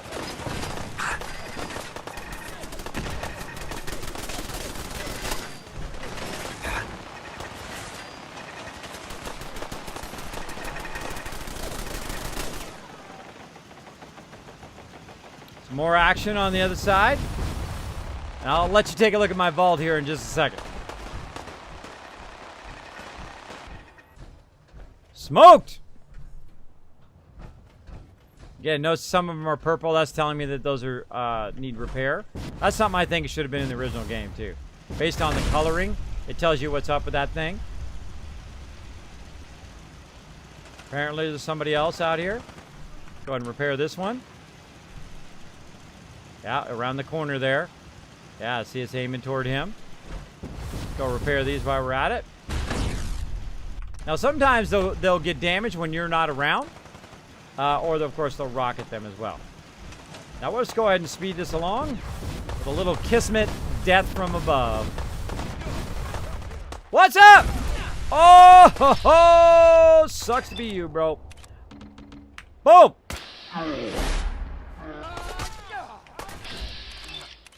Bye-bye. Kismet done. Brought the Reaper. Now he's floating out to sea. Now he's got some real... I love gunners because they have really good combat armor that, of course, you can eventually give to all your people. Now me, I'm being kind of a slacker this time. I'm not giving him all the stuff. Look, this guy's walking around in his underwear with a scarf on. I don't know. My people are a little weird. What can I say? But of course, they do drop a lot of really good stuff that your settlers can use as well. We'll give you the quick tour here in just a second. And then we're going to come back to our other mega builds next time, because we're going to play some No Man's Sky here in just a bit. And then we're going to play some more fun. We're going to play some things I can't remember. Final Fantasy, that's right. Final Fantasy sponsored event coming up later as well. We're having lots of fun building today. But here we are at the beacon of the wasteland. I'm just going to go and grab all the loot here because I love to super loot. Let's see some super loots in the chat, everybody. Does Preston Gravy annoy you? Because he annoys me. Yeah, you know why he annoys you, TV? Now, I want you to let me know. I want you to be truthful. Now, the problem with Preston is simple. The reason why people don't like Preston, at least this is what I think. I like Preston. Preston is a great character. I think his story is great. I think everything about him is great, except for one thing. Whoop.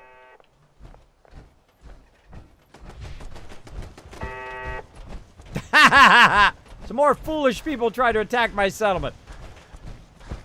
Let's see who this was. Raiders?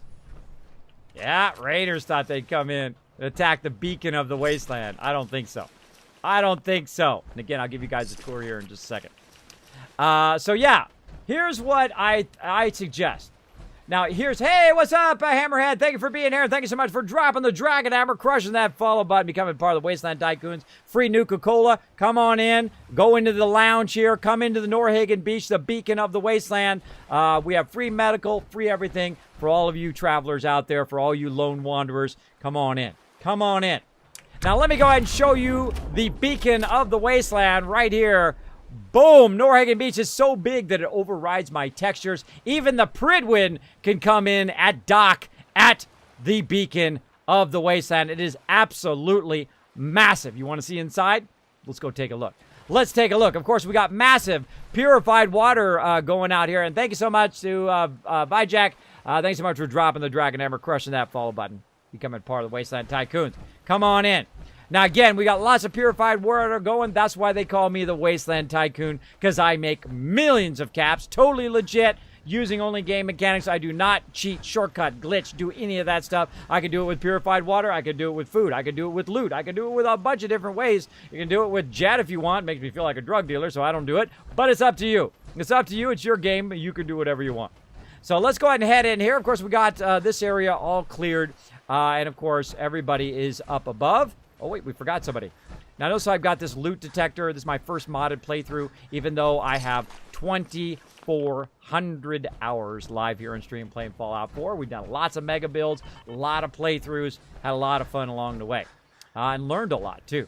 So we're going to head up in here, and as you can hear, I'm overburdened, but I can still move because I got the strong back perk, which gives me the ability to use my action points. So here on level 1, right here, we have got our educational level. Now, this, of course, is provided free of charge from me, the Wasteland Tycoon. So if you happen to be by Norhagen Beach and you need to learn a bit about the Wasteland, about how to manage your food, and, of course, collecting loot, how to manage your food and make all sorts of stuff. We give out recipes as well here. So, of course, you don't get radiated from that food. We also talk about different books and volumes and what you can find in the Wasteland, of course, ammo, and how to get geared up as well here in the class. You'll see they'll have a class in here in just a bit, brought to you by the Wasteland Tycoon, trying to rebuild the hearts and gain the hearts and minds of everybody across the Wasteland. So that's here. That's the educational level.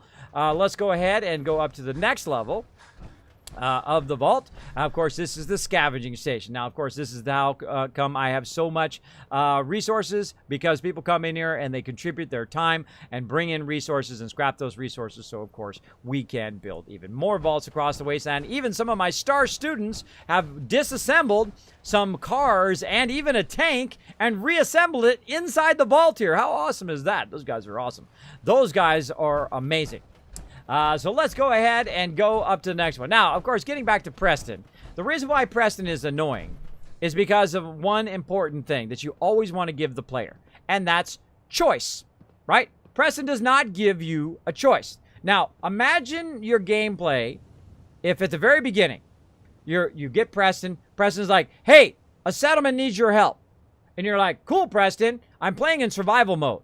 I can't quick travel. I got to walk there. That's way over on the other side. I'm at Sanctuary. I'm level 3. And you want me to run all the way to the other side over there into the high-level zone? I don't have any weapons. I don't have anything. I can't do it right now. Could you hold on to that quest so I can get the quest later? Sure, Kismet. I got your back, man. I got your back. I'll hold on to that quest, and I'll give it to you when you can do it. Right? But Preston doesn't do that, does he? No. He's like, here's a quest. Here's another quest. Here's another one. Here's another quest. Take this quest. You have no choice. You have zero choice. And I think that was a big fail with Preston. That's why most people dislike Preston. I don't dislike him because he helps out the small guy. I'm always for the person who helps out the person who can't help himself, right? The people who don't have any weapons or ammo or resources to defend themselves. That's why the Minutemen are there. The Minutemen there to help them out. Of course, I like my brothers in the Brotherhood as well. Railroad, they're not too bad.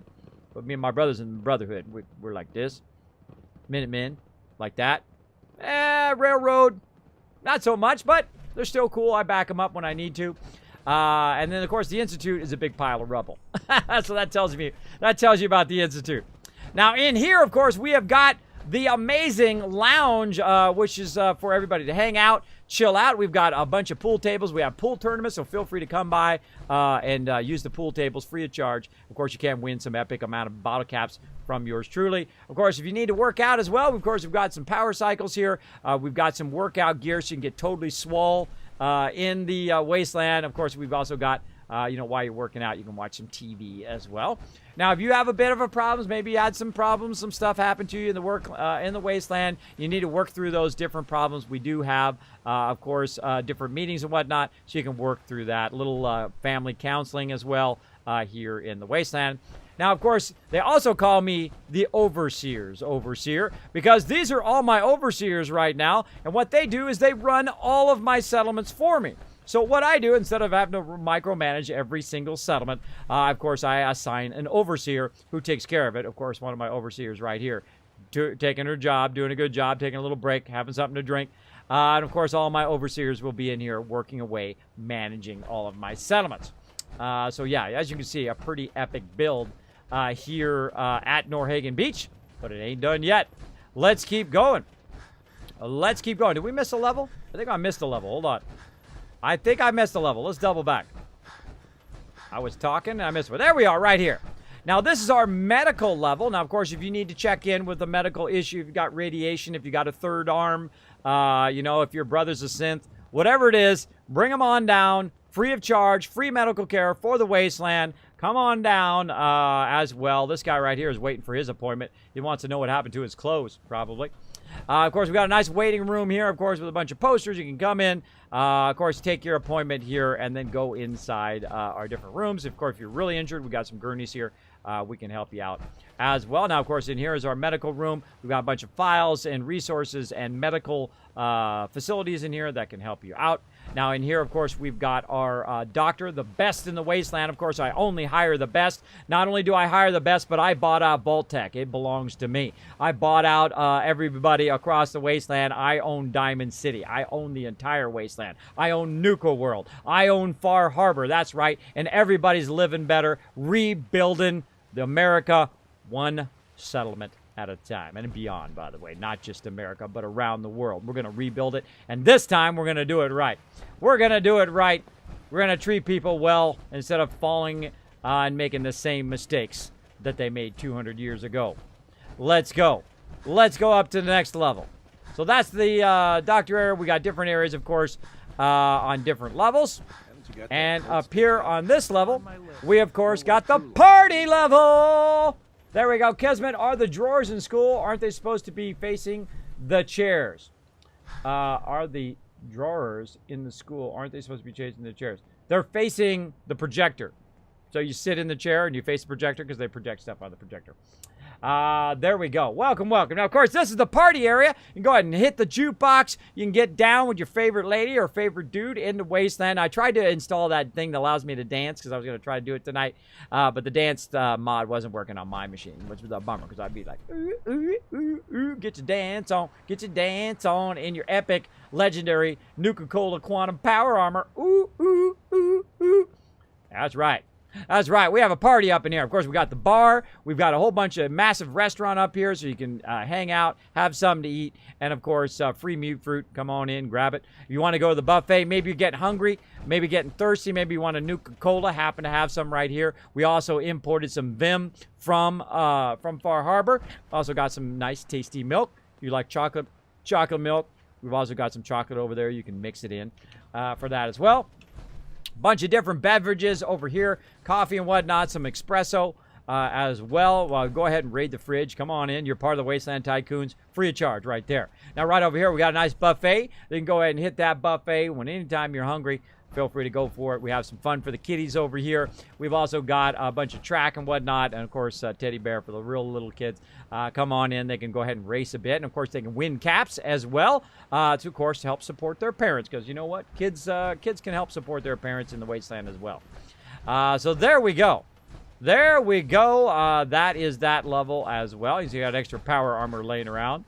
Or if I have a fusion core in that. Let's see. Nope. All right. And I think we got one more level to go, and that is the luxury accommodations here at the Beacon of the Wasteland, Norhagen Beach. You can see that we have different rooms. We have about 18 different rooms. And, of course, you can bunk with your friends, or you can opt in for the big room. Of course, you got your own double bed, maybe for you and the wife. I can also bring in some more beds for your kids, or we can get them a separate room if you so choose. Now, of course, we have running water here. Of course, you got the bath, you got the sink, and, of course, the toilet. So you've got a nice before, kind of pre-war build, so you can live in luxury here at the top of the Beacon of the Wasteland, Norhagen Beach.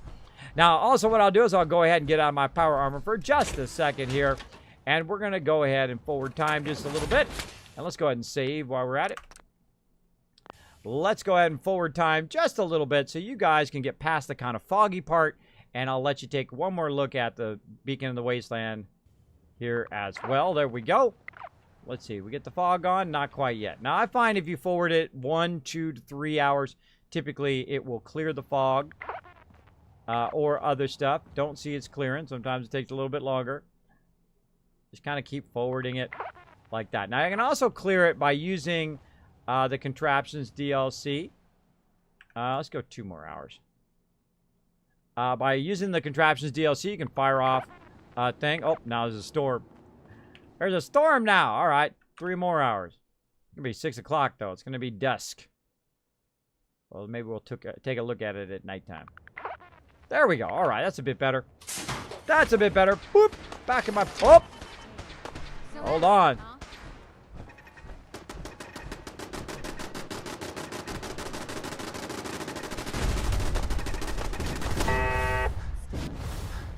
Oh, there was a straggler. There was a straggler who decided they wanted to fight. Foolishly attack my settlement. Who was it? Over here. There was somebody hiding... who foolishly thought they were going to attack my settlement over here. Oh, look at this legendary gunner. We'll be taking that for our legendary museum. Now, of course, the coolest thing that he's got on him right now is actually that combat armor helmet. That's a really good one for your peeps. I also saw there was another guy, or more peeps, over the wall here who want to give me their free loot. Where were you at, dude? There you are. Oh, thanks for bringing me all that free loot. Now, my job is just literally to walk over here and pick up the free loot after the Kismet kill box wipes him out from on high. But look at this. The Beacon of the Wasteland. Again, look at the Pridwin can just park right over here. They come over here on R&R. Now, it's so massive, by the way, that as you can see, my textures are overwhelmed. And I have a really nice card. I have a 1080 card. So if it's overwhelming my card, it would bring most computers to the knees. But as you can see, incredibly massive. The Beacon of the Wasteland, as I like to call it. Very nice. Very, very nice. Did you kill Paladin Dance or convince Elder Maxim to let him live? I have actually not done Paladin Dance yet in this playthrough, though I have done it many times in previous playthroughs. So big, it's crashed the game before. Exactly. It has crashed quite often. You want to save a lot when you're doing these kind of really big builds. So yeah, so I think it's always because he says another settlement needs your help. Well, yeah, no, it's because he doesn't give you a chance to say no. If he said, hey, another settlement needs your help, he's like, I don't have a chance to do it right now. Can I do it later? He's like, sure. And then he doesn't bug you again until you go and you talk to him. You say, hey, okay, I'm ready for that settlement quest, right? Then he wouldn't be so annoying. He wouldn't be so annoying if he did that. Now, hopefully they fix that in Fallout 76. So there's always a choice. They should always give you a choice, A or B, right? Sometimes A, B, C, and D as a choice. But if they don't give you a choice, then that's why NPCs are annoying, because they give you no choice. There's no option. There's no way out. That sucks. I think that's what really causes problems. All right. Let's go ahead and bounce back to Spectacle Island over here. Let's bounce back over there. Let's get it going. 2 ways to make sure you keep your power armor: the Uncle Scrooge way and the Oprah Winfrey way. Either take your fusion core out with you every time, which I do, or make enough power armors that all your peeps can have their own. Yeah, exactly. Exactly. Eventually, I would love to do it in this playthrough, though I seriously don't think we have enough time because we want to finish all of our vaults first. But I would love to give everybody power armor and everybody an outfit and everybody a Gatling laser in this playthrough. And we might come back from time to time and add that as well as we play through Fallout 76. Because, of course, you know, we might play a little bit of Fallout 4 and keep this playthrough going. But I have a feeling that most of my attention will be in Fallout 76. Playing with you guys. Playing with you guys live on stream. So let's go ahead and get this going here. I'm going to drop off all this loot that we got here. All these legendaries and whatnot. Frag grenades. Lots of armor.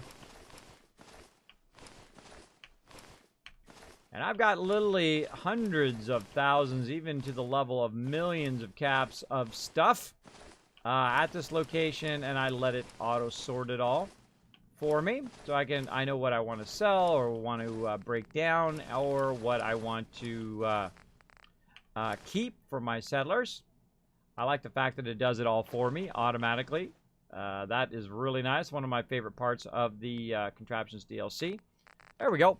Got it all in there. Again, we'll save one more time. Let's get the epic shot here. Maybe a nice nighttime shot.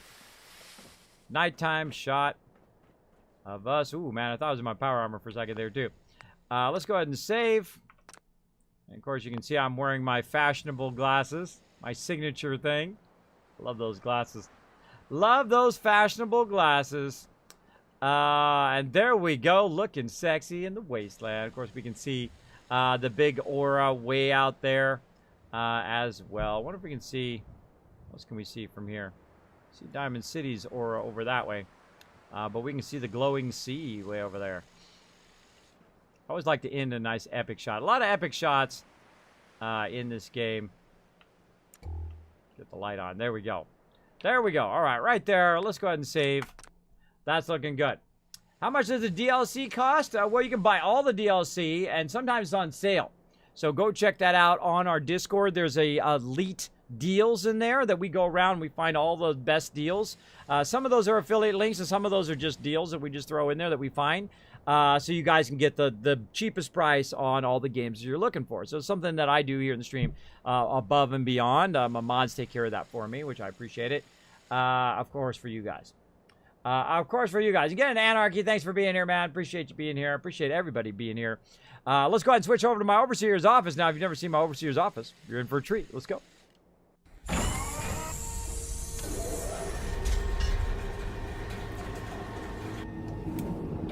All right, now this is a jam-packed night tonight, everybody. We got a lot of stuff going on. A lot of stuff going on tonight. And again, thanks for that vote. Again, we're going to do Kingport Lighthouse, of course, tonight, 11 p.m. Eastern Standard Time. And then we're going to work a bit on Croup Manor if we have enough time. I know I have a little bit of water while we're loading here. Mods, we go ahead and change the game and leave the rest the same. Leave the title and all that stuff the same. All right, let's get into it. Let's get into it here. And you watch this in the future on YouTube, I'm going to go ahead and stop my recording here and watch for the next one. Hey everybody, Kismet here. Thank you so much for watching this video. Make sure to hit that subscribe button right in the center of the screen. Also, check me out live on twitch.tv/Kismet. I'll see you all next time.